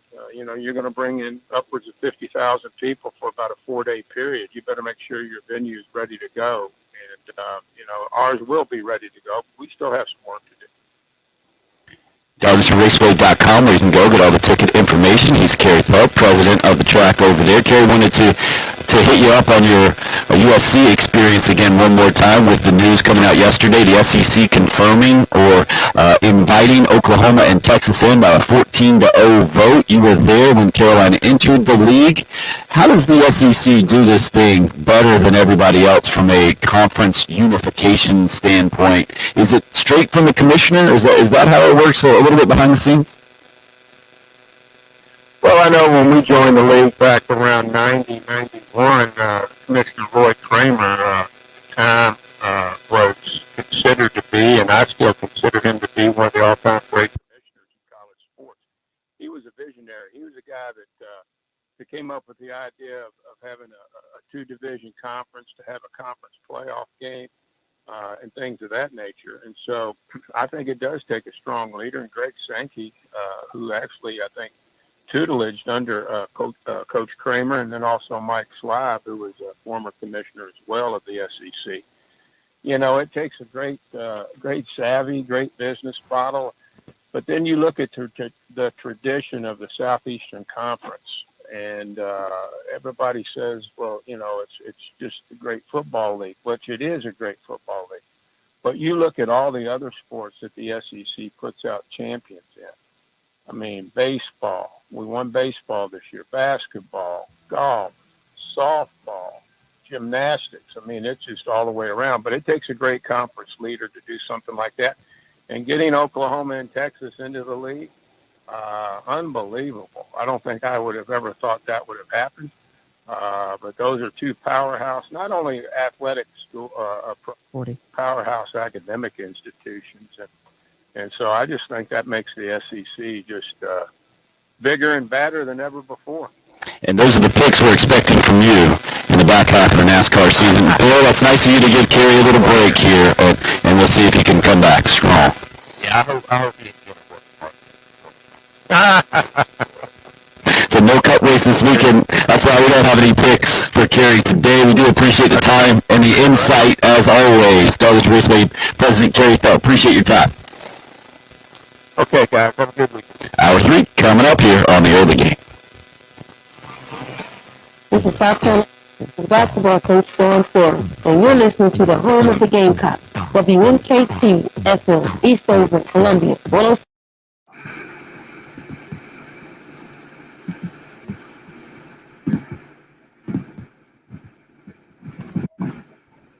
Patrick, you're on mute over there on your end, I believe. Just as a heads up. All right, Jen, you want to hop off and we'll cut this real quick?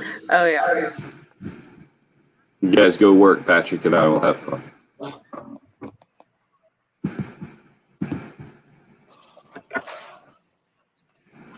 Man, I really want to find this headphone. Really want to be wearing your cowboy hat during this interview? I really want to be wearing it.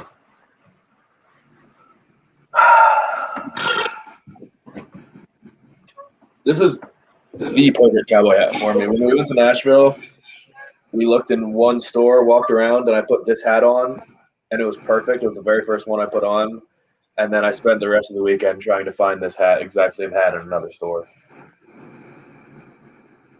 And so did you have to go back to the original store, or you finally found it? No, I remembered it was a Jason Aldean collection, and I ended up finding it.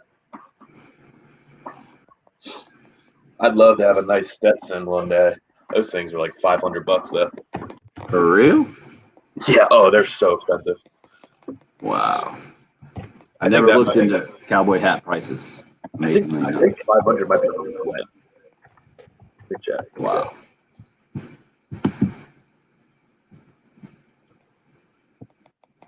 Well, you would think maybe that they make a comeback, right? The sun protection they provide you these days.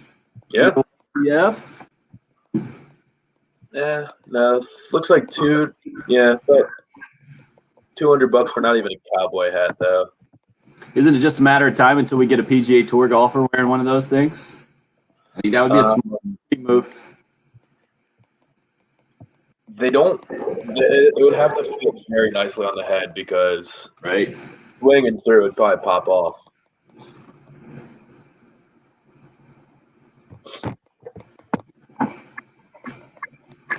I had a hard time finding the boots.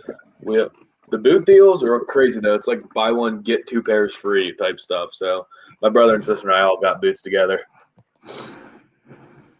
That makes sense. I love walking around in cowboy boots and the cowboy hat though.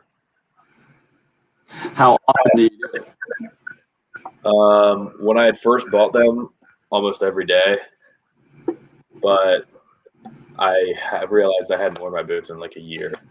So I just broke them back out last weekend. Yeah, a pandemic, not exactly the ideal environment for cowboy boots. Huh? Yeah, and I didn't ever want to wear them. I wanted to wear them out, but I was never going to wear them to 5 Points because I can't have drinks spilling on my $300 boots.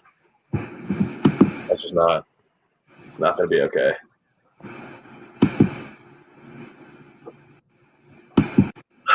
I also haven't figured out exactly how to walk in boots.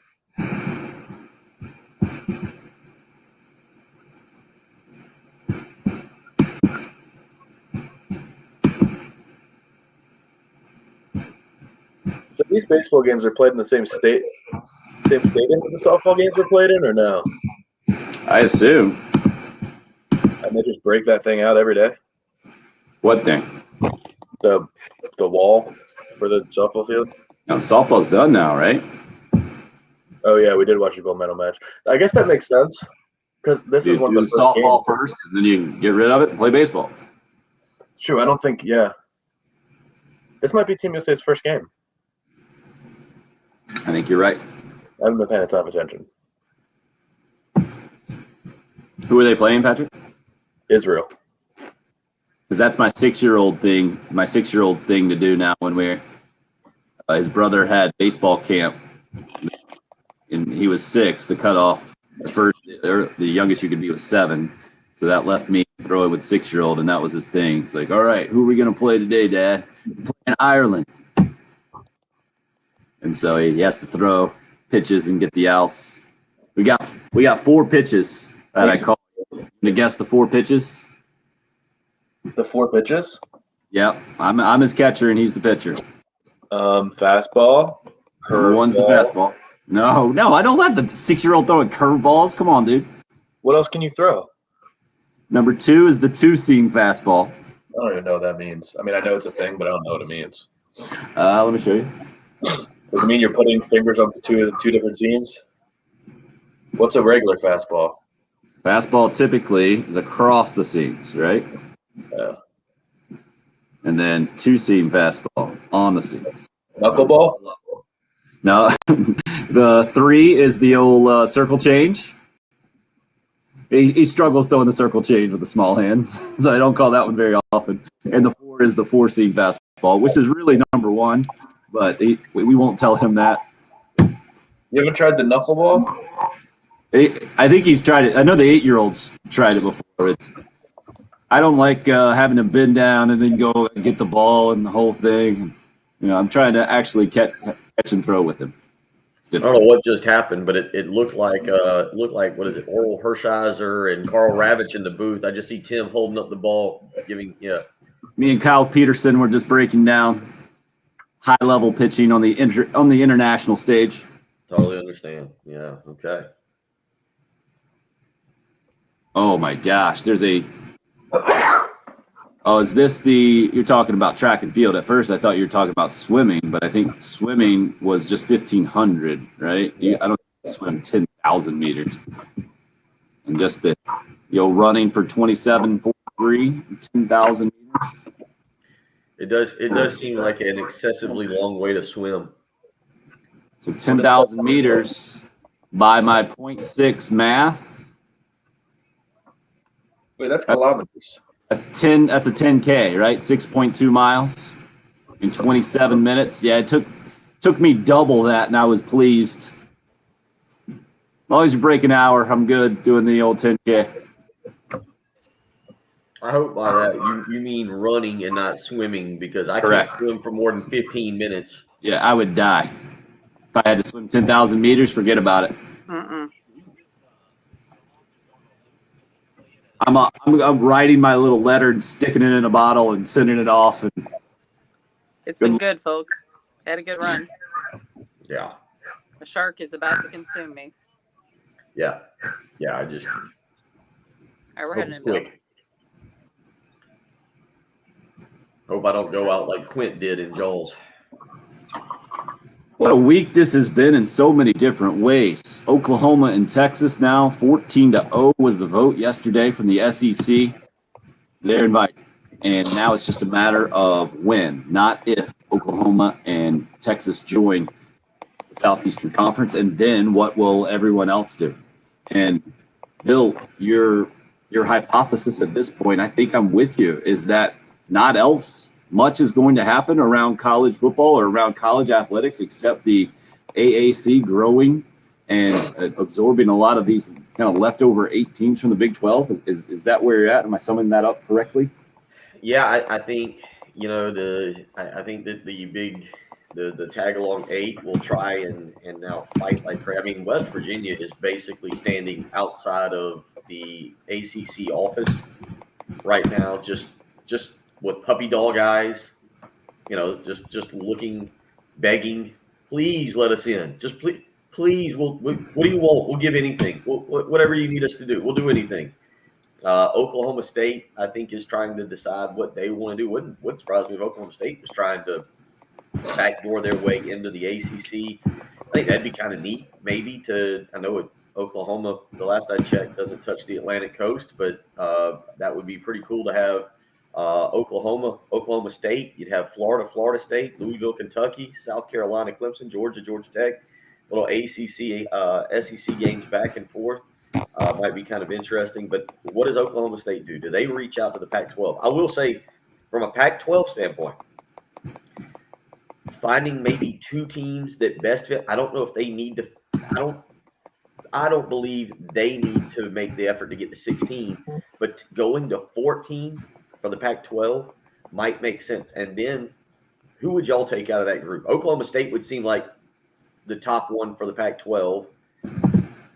Maybe TCU. Texas Tech, I wouldn't have a problem with, especially knowing where their basketball program is. Yeah, good point. They seem to play like the Pac-12 brand of football, right? Yeah. Score a bunch of points, go up and down the field. They're out there in West Texas as well. From a geography standpoint, doesn't make too much. I guess might make the most sense.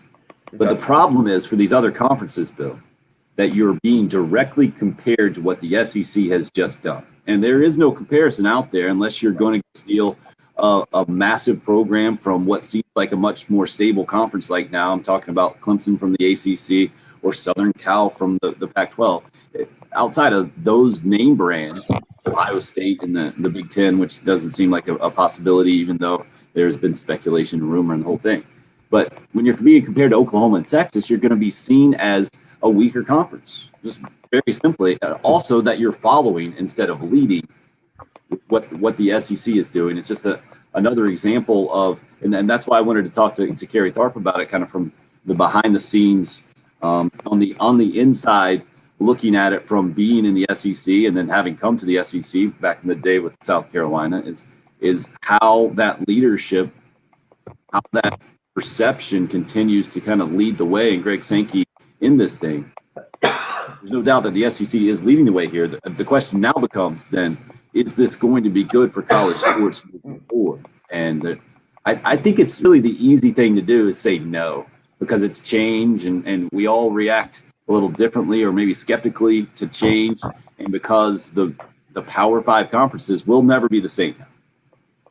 But I'm not convinced that this is not going to be good for college sports moving forward. If we get more better games from the college football standpoint, I think that's just good for college fans, college sports fans. And I think you can work out the details moving forward. The doom and gloom that I've been reading lately, I just have a hard time buying or being convinced of, I guess, that's the way it has to go. I think it might be more of the natural inclination of some of these writers and their outlook on things, just to fall into that mode and try to scare people into reading things and being afraid of the future. Fear clickbait. Fear-based clickbait. Yeah. Well, I think there's a lot to that.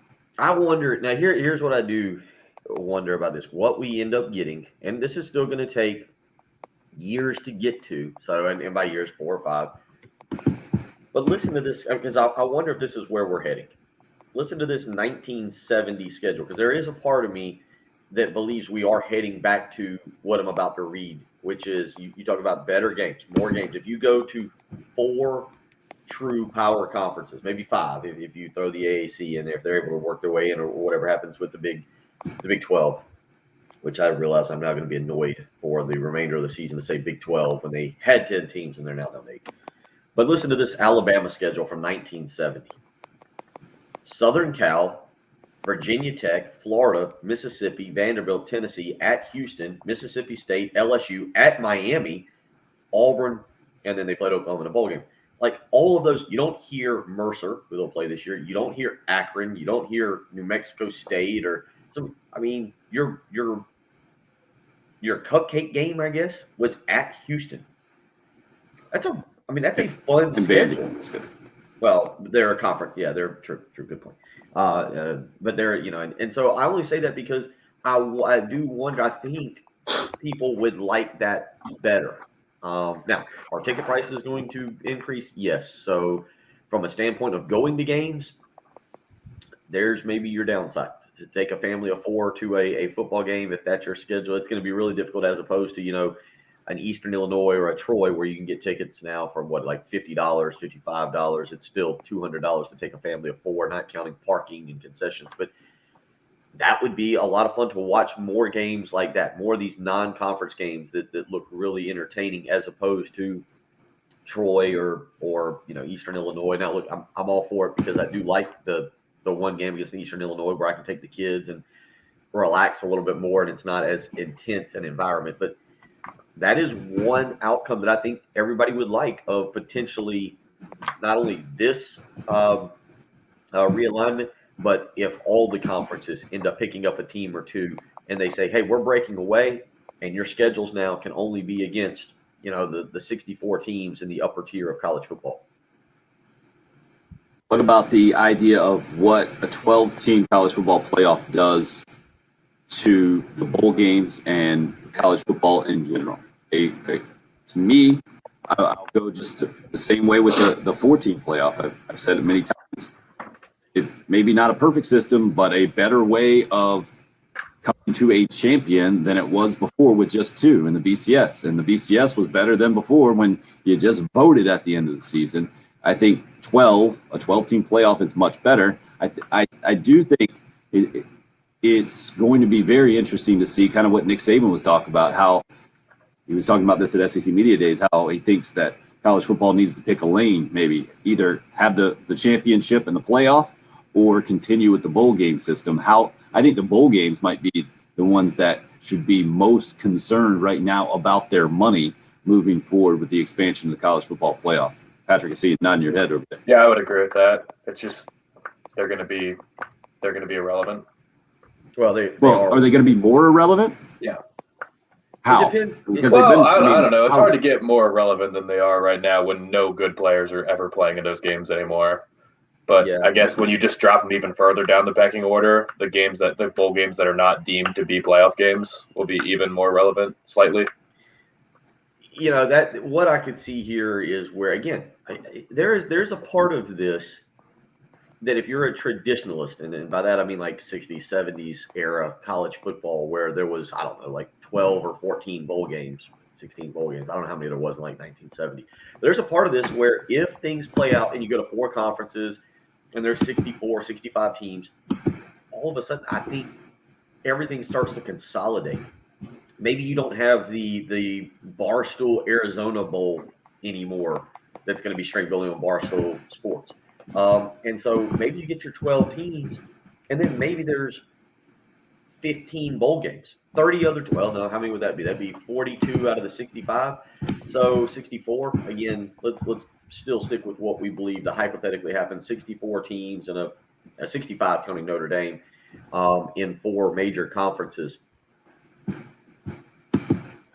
12 teams in a college playoff, and then what do you guys think? Maybe 12 bowl games, and that's 24 teams. That's 36 teams. Half of the major teams go to bowl games. You have 12 bowl games. You still have your whatever games are not involved in the college football playoff. You have your Capital One Bowl.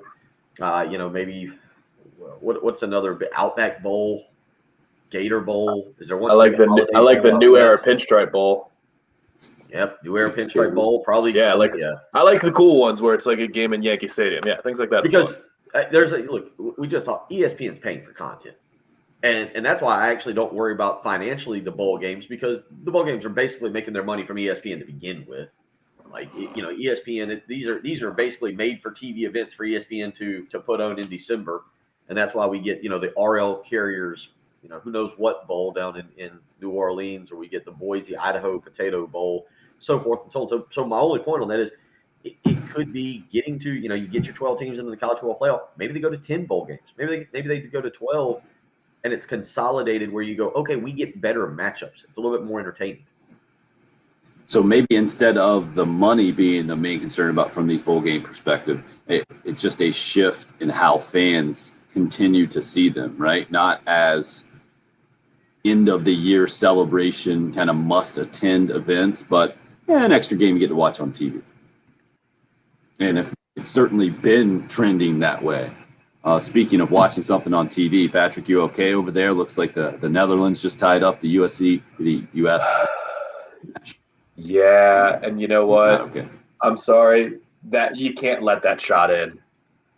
Keeper got a hand on it. What do you mean you can't let that It shot was in? so it was a shot from near the top of the box, kind of a low bouncer. Keeper dove for it, got a hand on it, knocked it right into the side netting. You got to save that. You got to just push it out or catch the ball. That one's on a listen there. I'm sorry. I hate to say it. I hate to throw it under the bus, but you've got to make that save. I don't know. It's the Olympics. For someone who says you hate to do it, you seem to do it really well. Well, the girls are out there playing their heart out right now. That was good defense, they're playing their hearts out right now. It is fine defense. You give that shot up, it's fine. It's got to be a save. It's got to be saved. Where are we in the game, sir? 55 minutes in, so there's still time. I do not want to see extra time though. This thing's been a shootout for soccer standards, huh? 2-2. Oh, yeah.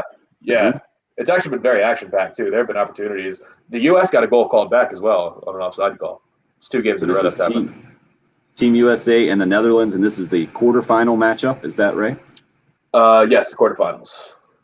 So the winner of this one advances to the semis, and will certainly have a good shot at the medal. So they still do consolation games, basically, in the Olympics, right? So you go to the semis, you win, you play for a gold medal, you lose, you play for the bronze medal. Yes. Is that right? They're still doing the thing? Okay. Yeah, but if the U.S. loses this game, they're done. They're going home. They will not win a medal at all, and it'll be a massively disappointing deal. They are the overwhelming favorites, correct?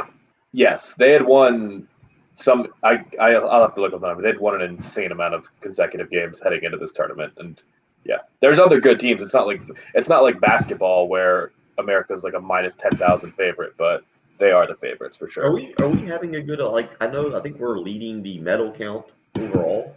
Are we? Are we having a good Olympics? Okay. I don't know. What do you mean? You're like our Olympic expert right now. He's so far in the weeds, though. He's so far. You can only see the trees, Bill. There's no forest. He's in there. I mean, look. I just fully buy into whatever. Yeah, I fully buy into whatever's on my screen at the time, and I don't look at the big picture. So if you ask me, if you asked me 2 mornings ago when America lost that rugby match, and then I would have said no. These Olympics are miserable.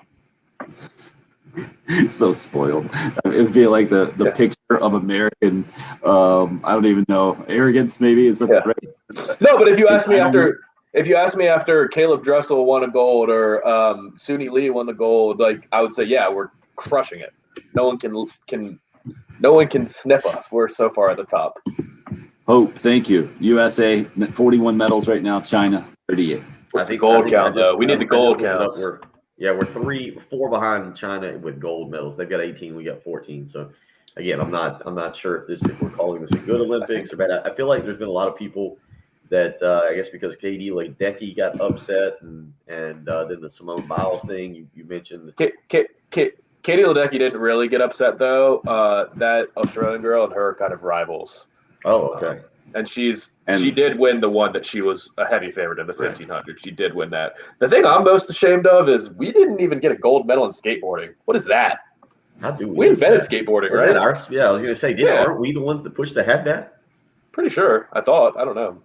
What if we did invent skateboarding and we're just the most arrogant Americans of all time? But I totally thought skateboarding was an American thing. It seems like it. Yeah. It had to have been invented in California. If it wasn't, I'd be stumped. We might do some research on that. We might not. Going to interrupt this Olympic update to get back into college football conversation on the Cool Care Heating and Air text line. Anonymous texter hits us up, says, I always find it interesting that people talk about how irrelevant bowl games are, but yet those same people are constantly talking about how if Shane Beamer can get 6 wins and go to a bowl game, what a great thing that would be. Or at the end of the season when we're 1 win away from a bowl game, it either is going to be a major disappointment or a major victory. Sounds like they're not totally irrelevant to me.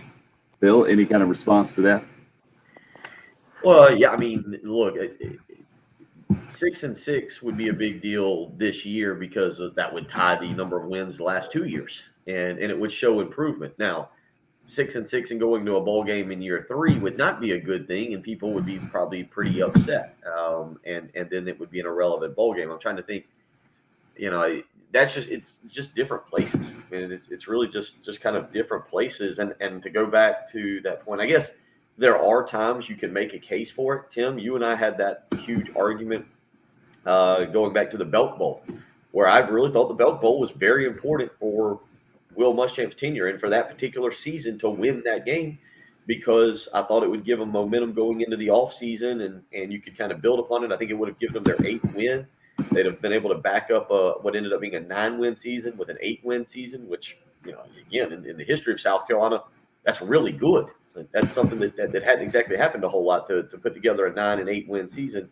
Everybody's a little spoiled by all the 11-win season, the 4 years there with Spurrier. But that bowl game was important. There was relevance to it. But I think it's a case-by-case basis. You can't say the same for everybody. To me, it is nationally irrelevant, I think is what we're talking about, but certainly program relevant to those programs, and that momentum that you're talking about, Bill, still very relevant. But how much in the big picture you can kind of ride a bowl game's momentum? I always go back to what 2014 it was, or 2013, 2014 when the Gamecocks win in the Independence Bowl over Miami, and then obviously didn't help continue the positive momentum into the next season. 803-404-6100 is the number. We have some confirmation here. It was that Simon hit us up with Cool Care Heating and Air text line. Skateboarding did originate in California. Patrick, have you done any kind of other research out there to give us more details? Yeah, it looks like Santa Monica is the guy that invented the skateboard. I mean, I would have just spoken that like it was a fact without ever researching. Yeah, I was going to say, wait a minute, Santa Monica's a guy that invented, or that? No, that's where. That's the part of California where it originated. It's Santa Claus's cousin. I just looked up who invented skateboarding, and it said the guy's name, and it said Santa Monica. There's a guy named Santa Monica? I think his name was Jerry. Oh, Larry, not Jerry. Larry Stevenson invented skateboarding in Santa Monica. But I didn't even need to look it up. I just knew in my heart that skateboarding was invented in California. Where else could it have been invented, truly? Patrick, back to your live stream. Check it out. Oh, what? I guess I'm behind because I'm on a stream. Come on. Oh, never mind, Hope says. Oh, Hope, how dare you? She gave the goal call on the live, and then apparently he took the goal away. Patrick could describe what just happened. Nothing. Nothing. The Netherlands are making a substitute on my screen. There's not even the game's not even being played right now. It says the VAR. They're checking the goal. Checking goal. Oh, it's a throw in right now. Let's see. All right, that's probably about to happen right now. In live action, she's for sure offsides. Kristen Press, it looks like. I think she's definitely offside. So offsides took away the goal. We're back to 2-2. I mean, in live action, she looked offsides. I haven't even seen the replay yet. I just saw the goal happen live, and I think she's off. Oh, she's way off. No, she's not. Oh, man, ankles are hard. I don't know. I don't think it's going to count, though. I don't think it's going to count. Yeah. Drama continues here. All right, so 63rd minute. We have 27 minutes, and then we're headed to extra time if this is not settled for an elimination game. Guys, if you have questions for a professional bull rider, now is the time to get them in. We're going to have Vin Johns. He's looking to become the oldest professional bull rider to qualify, I think, for the finals of the PBR. The professional bull riding tour is rolling into the Colonial Life Arena. He just also happens to be from Oklahoma. He went to the University of Oklahoma, and he's a gymnast. He went there as a gymnast. So we'll get his thoughts on this whole Simone Biles thing, the Olympics right now, the Oklahoma to the SEC. Also, just happens to have been on American Ninja Warrior and trained that, has his own American Ninja Warrior type gym as well. Maybe the most interesting man in the world set to join us here at 8:30, coming up in a few minutes. Again, if you have some questions that we need an expert to answer, a rare expert join the program, that's coming up. It's the early game. It's 107.5 The Game.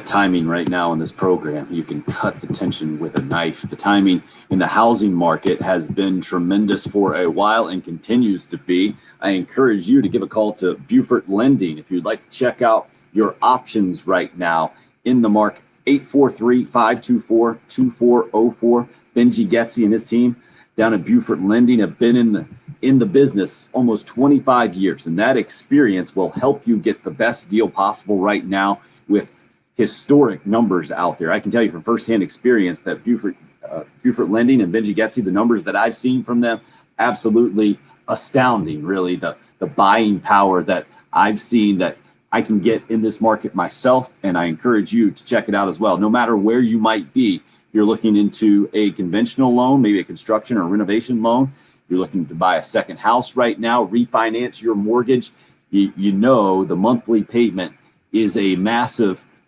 factor in how you live your life. Let Beaufort lend you the number that they can get for you and show you how they can put all those years of experience to work for you. Benji Getzy and Beaufort Lending. Give them a call at 843-524-2404.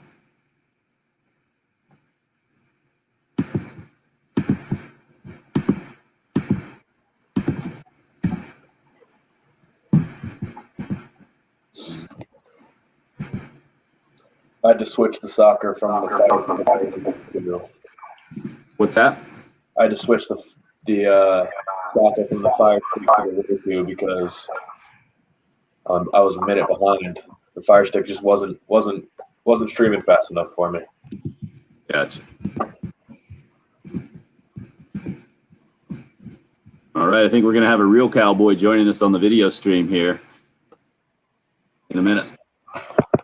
I'm going to get one last.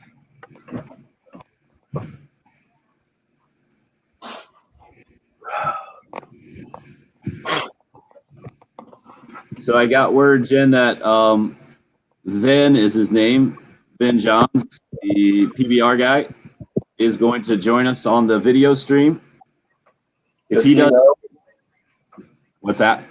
Did you? I'll tell him about. Yeah, I'm trying to explain it to him or her, and both. If he joins us just on the video stream, can you put his audio in through there? Or no, because you have it pulled up, I'm guessing, through the board in the board's computer, right? You're still on mute, Jen. I can pull. Yeah, I can get a live stream going on the computer. But it would be better to get him through the phone. We'll try to get him to call. Okay. But like I said, I could bring him up. Okay. But we'd all have to be up on the computer. Well, I think Right. Yeah, because it would be the whole We thing. would have to not even go in on the accesses. Yeah. Right. That would be the problem. I think there would be a slight lag. Yep. Mm-hmm. I was thinking So I'm trying to communicate here. recording him. So Ben Johns.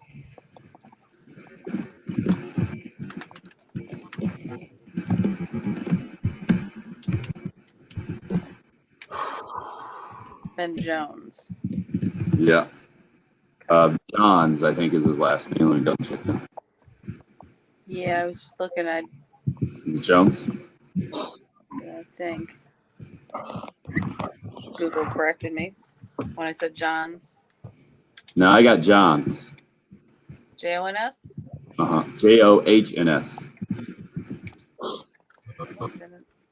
Ben Jones looks like an Australian.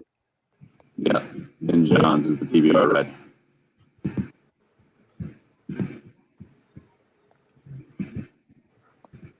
There's also a Ben Johns who's a pickleball player, so. Ben Jones out of the PBR, effective immediately.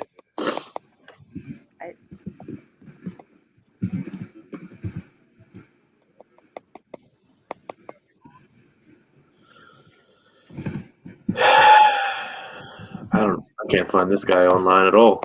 Oh wait, you said his name is Venn, V-E-N-N. V-E-N-N. Yep. That's where I was misunderstanding Okay. I was having him Ben. Yeah, me too. That's why I was like, Yeah.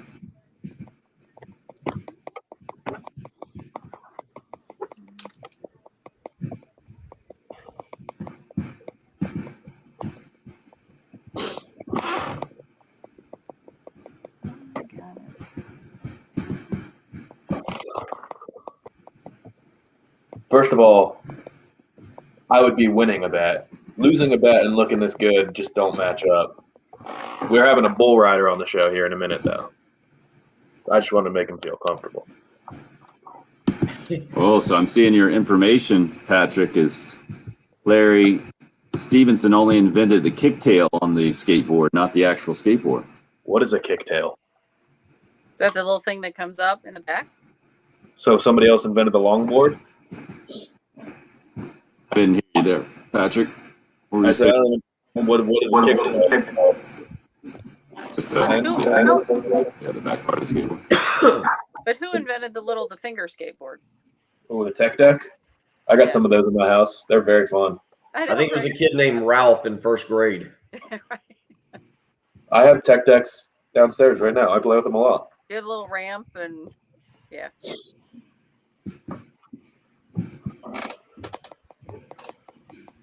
All right, it's 8:30. No call yet. Haven't seen one. I haven't seen him pop up yet. Either. No, I'm not. I'm Craig. I'm not really near Boom's house. It's kind of over on the Chapin Irmo side.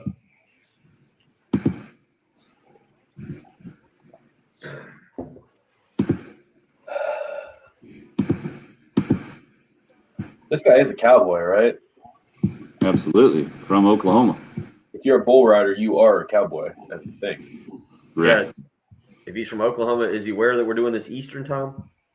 Yep. Never know. Those Eastern Central times will trip you up.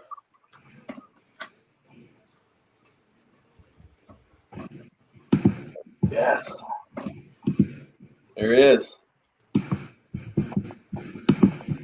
Hey, perfect timing, sir. How's it going? Good. Can you also call us so we can have your radio audio as well? Sorry to be a little goofy. Well, that's okay. Let me get. I'll bring us back. I'll bring us back right now because the music's playing. Y'all. Okay, thanks. Okay, You're go up. ahead. So the number into the studio is pretty. Guys, you want to write it down, or you want to go ahead and throw it in your phone? I put in the private. Oops. I put in the private chat if that helps. Yeah, that'll work. Yeah. Then I can copy and paste it. There you go. So it's in that private chat here in the little streamer. Okay. Chat. There it is. Copy. Okay. Give me just a second. Oh, and then he went dark on us. Paste.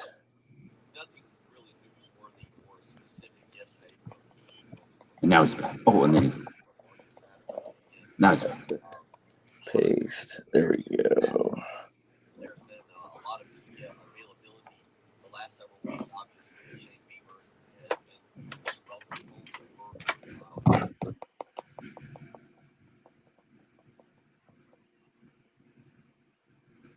Oh, now device not connected. Then He was looking on his phone. We'll just pull him back on the stream after this segment, I guess. No, the segment he needs to be in. Well, you can just play it off the audio, right? If he can't. It seems like he was doing the stream on his phone, so he can't do both. Oh, gotcha. That's why he was saying copy and paste. Gotcha. So yeah, we'll just have to pull up the program audio.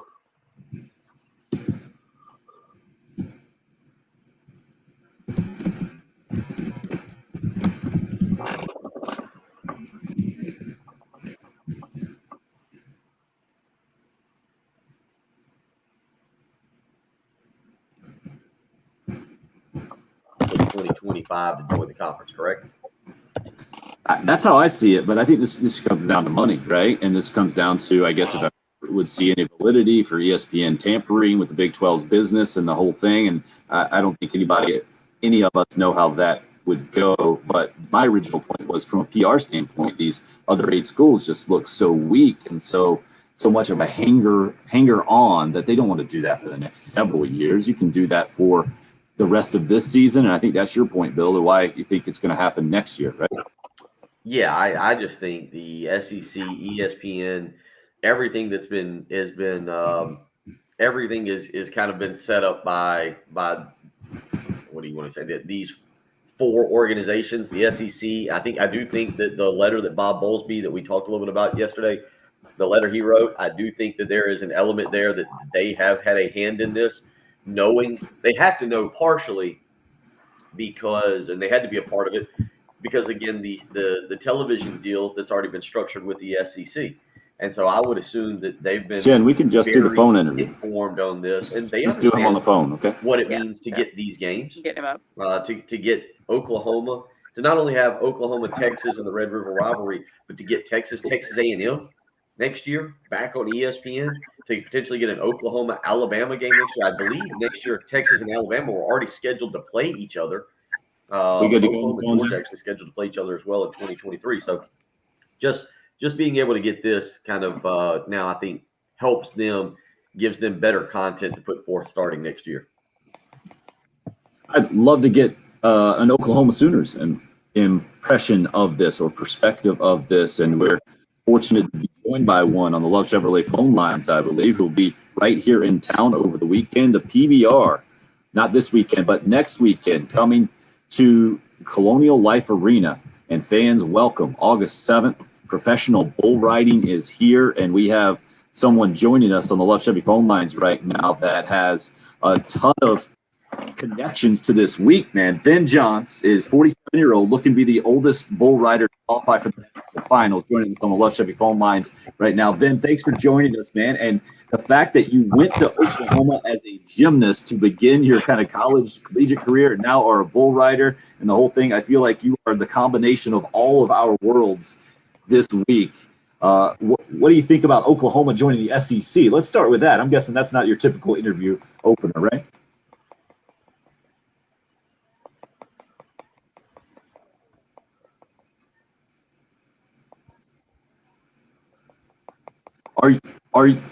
Are you a big football guy to begin with? If you go to Oklahoma, I'm guessing the gymnastics program and the football players probably doesn't mix a whole bunch, but does that make you a football guy at all?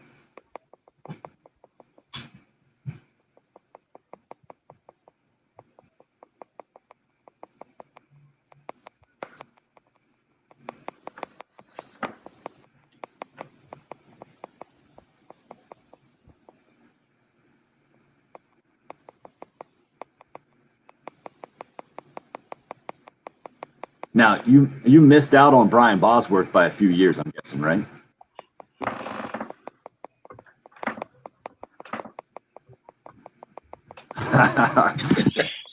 I think Bosworth and anybody would be pretty fun together, but as a professional bull riding, I'm guessing you could have held your own for sure. So we've got Oklahoma coming to the SEC. You trained as a gymnast as well. So the other big story that we talked about a bunch this week is Simone Biles and opting out and the mental health aspects of that. Did you watch any of that go down? And if you did, what were you thinking as you were watching? That's a real touchy situation because I know at the Olympic Training Center, all of the mental training beyond the physical that we did, it's hard for me to say. You know, I'm thinking, you know, we're in the Olympics. We follow through. We do whatever we got to do. I mean, man, we ride bulls. I've had best friends break their femurs on the bull right in front of me, and he's got to go to the hospital, you know, about to die, bleeding out, and I still have to ride. So it doesn't register to me. I'm not in her shoes, so I can't judge necessarily, but for me personally, I'm like, I know the situations I've been in, and they're pretty extreme. So I wouldn't have done it. I just stuck it out. That is putting it mildly, huh, Patrick? Yeah, no kidding. We were watching the men's gymnastics the other day live, and just talking about how there's literally not one thing that the male gymnasts do that we could even attempt. Like I was watching the rings. Is there one thing that's the hardest, or what is the closest that the average human could do? Well, I'll tell you, it's the hardest is the pommel horse, and mainly because you're working against gravity the whole time. All the other apparatus, you're going up and down with gravity, and with the pommel horse, you're swinging in a circle, and Right. you're always trying to fight gravity. So, in my opinion, the pommel horse is the most difficult. My favorite was the high bar. I like flying. I like going high, doing flips, and things like that. So, high bar was my favorite. So how does one go? This is Ben Johns, by the way, from Professional Bull Riders, and he's going to be in town, Colonial Life Arena, coming up on August 7th. Going to be trying to be the oldest professional bull rider to qualify for the national finals. Originally from Oklahoma, started as a gymnast, that transition from gymnastics to professional bull riding. How in the world does that go down? Actually, there was a little bit of a there was a step in between there where I did mixed martial arts fighting. I was a professional MMA fighter also. And I was going to ask, real quick, is that where the bull riding ninja comes from? Because I saw that, and is the ninja part the mixed martial arts? Actually, the ninja part comes from American Ninja Warrior, because I did that. I was on that show three seasons in a row, not too long ago, just a couple of years ago. So that's where the bull riding ninja came in. They kind of dubbed me the bull riding ninja, and it stuck. And so I just, I'm the bull riding ninja. But it does play hand in hand with the martial arts that I have done since like 92. I was a program director at a martial arts school, and a guy came in boots and jeans and said he was a bull rider. And I was like, dang, that sounds like fun. What do I got to do to get on one? And he told me to go to this local store down here and get some equipment and let him know when I had it. And the next time he came to class for me to coach and teach him martial arts, I was like, all right, I got my stuff. Now what? And the next Sunday, he took me out to the pen and started getting on bulls. And here we are 20 years later. So you were naturally, like the upper body strength, I'm sure translates from gymnastics. Is there a particular build that is ideal for bull riding? Really, I've had conversations with people like JB, and they're like, man, you got too much muscle. You see me, he's real skinny. And really the thing is, as long as you know how to handle your body weight and you're not rigid and, you got to be movable. Kind of, it's like yoga on the back of a bull. It's a little chaotic, but it's kind of like yoga. All right. So wow. PBR's Ben Johns. Go ahead, Bill. Are you an extreme sport enthusiast? Because I got to admit, there is never a time in my life where somebody would walk in and say, hey, man, I ride bulls. And I'd be like, yeah, that's awesome. How do I do that? Like, are you an extreme sport guy? I'd be hard pressed to say I'm not, but it's not necessarily the extreme part of what. I've jumped out of planes. I've done scuba diving. I've done bungee jumping. I still haven't flown in a squirrel suit, where you fly. Like, that would be a lot of fun, but you have to put in work. I actually have no clue what that is. You've named 4 things that I will never do in my life already. It's terrifying. I've seen Red Bull videos of it. It's so those scary. are things that help you appreciate life and living, I think. Instead of trying to die, I'm not trying to die. The exhilaration is amazing. Those types of things. I love doing those things. Yeah, my exhilaration is floating in a raft on the lake behind me and running the risk of now those I like those things too. If a brim comes up and nibbles on my toe, that's as exhilarating as I want to get right there. I feel you there. Professional bull rider Ben Johns going to be in Columbia, Colonial Life Arena this Saturday, August 7th, and tickets available there. How do you become the oldest man to qualify for the national finals as a bull rider? I just make different decisions than everybody else, really. I don't stop. I keep moving. I do jiu-jitsu all the time. I train all the time. Like, as soon as I get off this call, I've got a routine that I'm going to do before I go about my day. You eat, sleep, drink, dream. Everything I do revolves around bull riding. And And, I mean, a lot of people are like that. A lot of guys that ride are like that. But the other side of that is it's maybe just not in their cards. Maybe it's in my cards. Maybe it's not. But me still being competitive in the most elite arena of bull riding and being my age wasn't necessarily anything I set out to do. It just kind of evolved into that.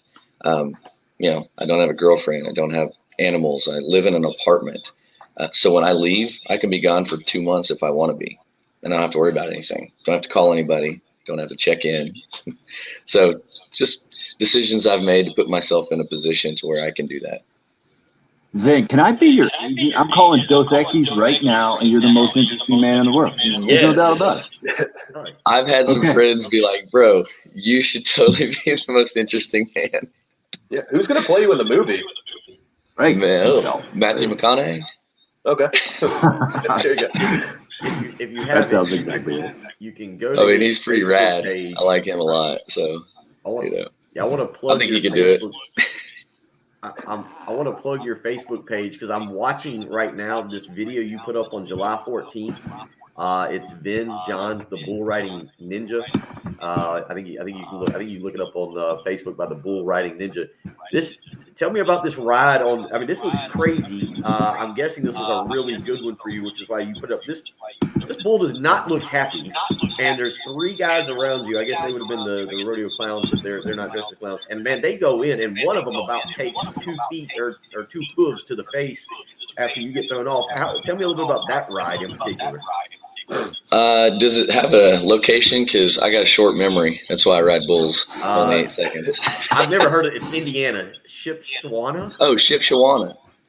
Yeah, Shipshewana, Indiana. That was that was one of my, that was actually one of the best rides so far of this season for me.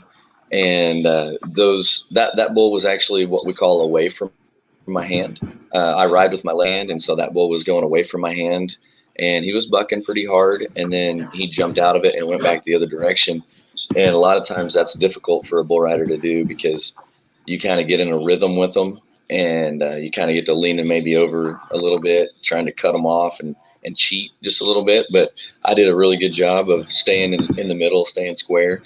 And really bull riding in itself is simple. I mean, there's not very many things you have to do. You just try to keep the weight on your legs, stay in the middle, and keep your belly button over your rope, and keep your back straight. And, there's some drills that we do, but that's kind of the lure for me in bull riding it is so simple, but it's overcoming fear because the physics of bull riding is such that when he moves forward or he throws his head up, you have to go towards it. But your brain is like, no, don't do that. Go the other way. But if you do that, then his back end comes up and he'll throw you over the front. And that's what my face has been smashed and had to have, got all plates and stuff in my face. And so learn the hard way, but I don't do that now. Unbelievable. We've never talked to anyone that has taught us more, I think, and we have more admiration for. The way that we went outside the box this morning is Patrick put on a cowboy hat and showed us his boots. I think that put it in proper perspective this morning. He's Vin Johns. You can follow him on Twitter at Vin, VENN, and then MMM after that. And then he's going to be at the Colonial Life Arena this Saturday as part of the PBR's tour. And, man, really could not express our respect for you and admiration more. Really appreciate you having us and touching on all your different aspects of expertise, gymnastics, MMA, bull riding, and basically life. That's what we learned from you this morning, Ben. Thanks a lot, man. You bet. Yeah, it's going to be a great time. Good for the whole family. Doesn't matter how old you are, how young you are. It's going to be some bull riding, the clowns. There's one clown. The other guys are the Secret Service for us. They're the ones that jump in front of the bulls and give us an extra couple of seconds. That's always exciting to watch. The bull riders are always exciting. There's going to be loud music, probably some fireworks kind of stuff, and you won't find any other place more exciting on a Saturday night. Fantastic. PBR, that is a fun Friday interview. Dramatic conclusion of the week coming up next year on the early game of 107.5.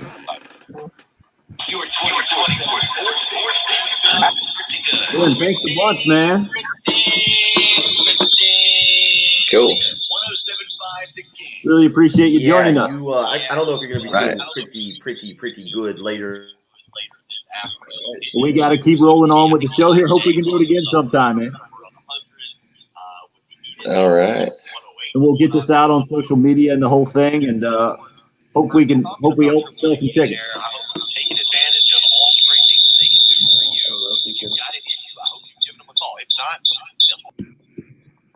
All right, I'm out there.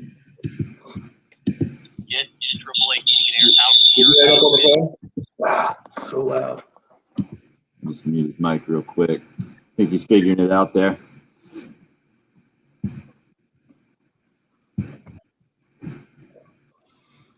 So I guess Rebate to buy back your old unit, then they'll work with you. They'll make sure that you're taken care of by offering you 0% financing, no money down. They make sure that you're because again, a lot of people right now trying to make the dollar stretch a little bit further, fit their bills, and a heating and air issue can be something that's very, very difficult to deal with, but not with AAA Heating and Air. They treat you like a family member. Best part, after everything's done, they offer you a 15-year parts and labor warranty to make sure if there's any other issues, they're there to take care of you. It's going to be hot today. The month of August is going to be extremely hot.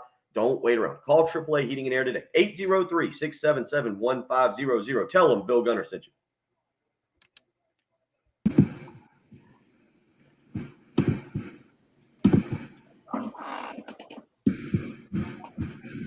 Do you have a report of a tie-up on Highway 378 at And we got you here. We just can't quite hear you on your end, I think, with the feedback and stuff, but you're all done as we're concerned. We appreciate it. Tomorrow on Sunday, isolated storms, 96 for the high. Right now, I guess we might not be able to hear us. Just send him a message in the chat or something. Oh, yeah. He's hearing, I don't know what he's hearing. He's hearing. Still I think you might have us still on the phone, right, through Jen? No, he's not. I do not. So a squirrel suit, flying in a squirrel suit? Yeah. Yeah, so flying in a squirrel suit sounds horrifying. Yeah, he's hearing programs somehow through us. I don't know. Weird.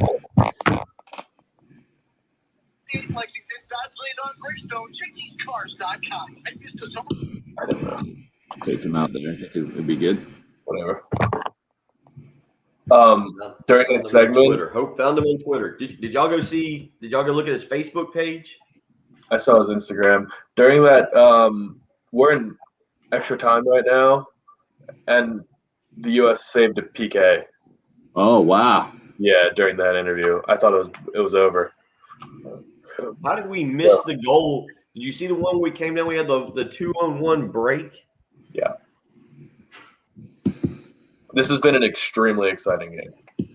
Cool. Now that actually looked like a pretty tough injury there. 3rd minute of stoppage time right now, and then we're going to go to extra time. You're only in the 3rd minute? 340, 341, 342, 343. 410, 411. Oh, man.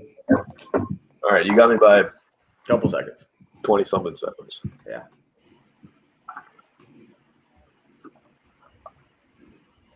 Ben signed off. Good. I don't know what was happening there. Right, the interview. I mean, the audio. It was cool that you got to pop up, though. I always find it easier to talk to someone when I can see them, you know? Yeah. Yeah, that'd be great for Bill, for us with Bill. And that might be Am I holding a pen? Or am I telling you you're number one? You are holding a pen, but in spirit, you're not. All right, you guys are up. But 2 minutes. In my head, I'm saying, well, I just went the family route, you know, the wife and kids. That's why I'm not doing what Ben Johns is doing, but in reality, I never did anything close to what he does, and I never will, and it has nothing to do with the family decision there, Bill. What sentence caught you most off guard? Oh yeah, bull riding's not that hard. You just keep your weight down on your legs. Like, I'm watching that video of him, and I'm like, nah, bull riding's pretty difficult. I'm pretty sure I wouldn't last more than a second, or I wouldn't get on the bull. But I think it's like yoga on the back of a bull. Right. Yeah. I'm thinking I want to see a downward dog right about, on there. Like, I can't do yoga on the floor, on a mat. like, Much less on the back of a massive beast who has no care in the world if he stomps on my face or not. Wow, that was all right, Patrick. You're still involved emotionally. I'm impressed, by the way, that you were able to listen to Vin Johns, the PBR writer, while still watching the soccer match that you say is an epic one. And Team USA has saved a penalty kick in extra time to keep it going. They saved a penalty kick in regular time. But regulation just ended. We're headed to 30 minutes of extra time, and if it's still tied, we'll go to penalty kicks. Okay. So do you take back your criticism of the United States goalie there? Yes, she has more than redeemed herself, but fantastic. It's extra time now. Patrick is on Passes just fast. the emotional roller coaster and continues to be on. It's been a bit of a roller coaster all week long with the way the Oklahoma-Texas thing went down and getting out playing some golf with the Gamecock football coaching staff. You survived it, Bill. You've earned a few extra days off next week. Congratulations. yeah, I don't know if they're days off. I'm running a basketball camp here in Lexington. I look forward to it. Be a great time. Oh, you've earned some slave labor wages, maybe. Thanks for listening to the early game here. Dan Paxton Show coming up next. It's 107.5 The Game.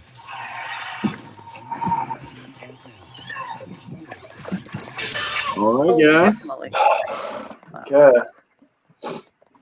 Anthony, thanks, man. You too. Hope, as always, appreciate you contributing, keeping us up to date on the Olympics today, especially. That's right. Much obliged. We will see you guys early Monday morning.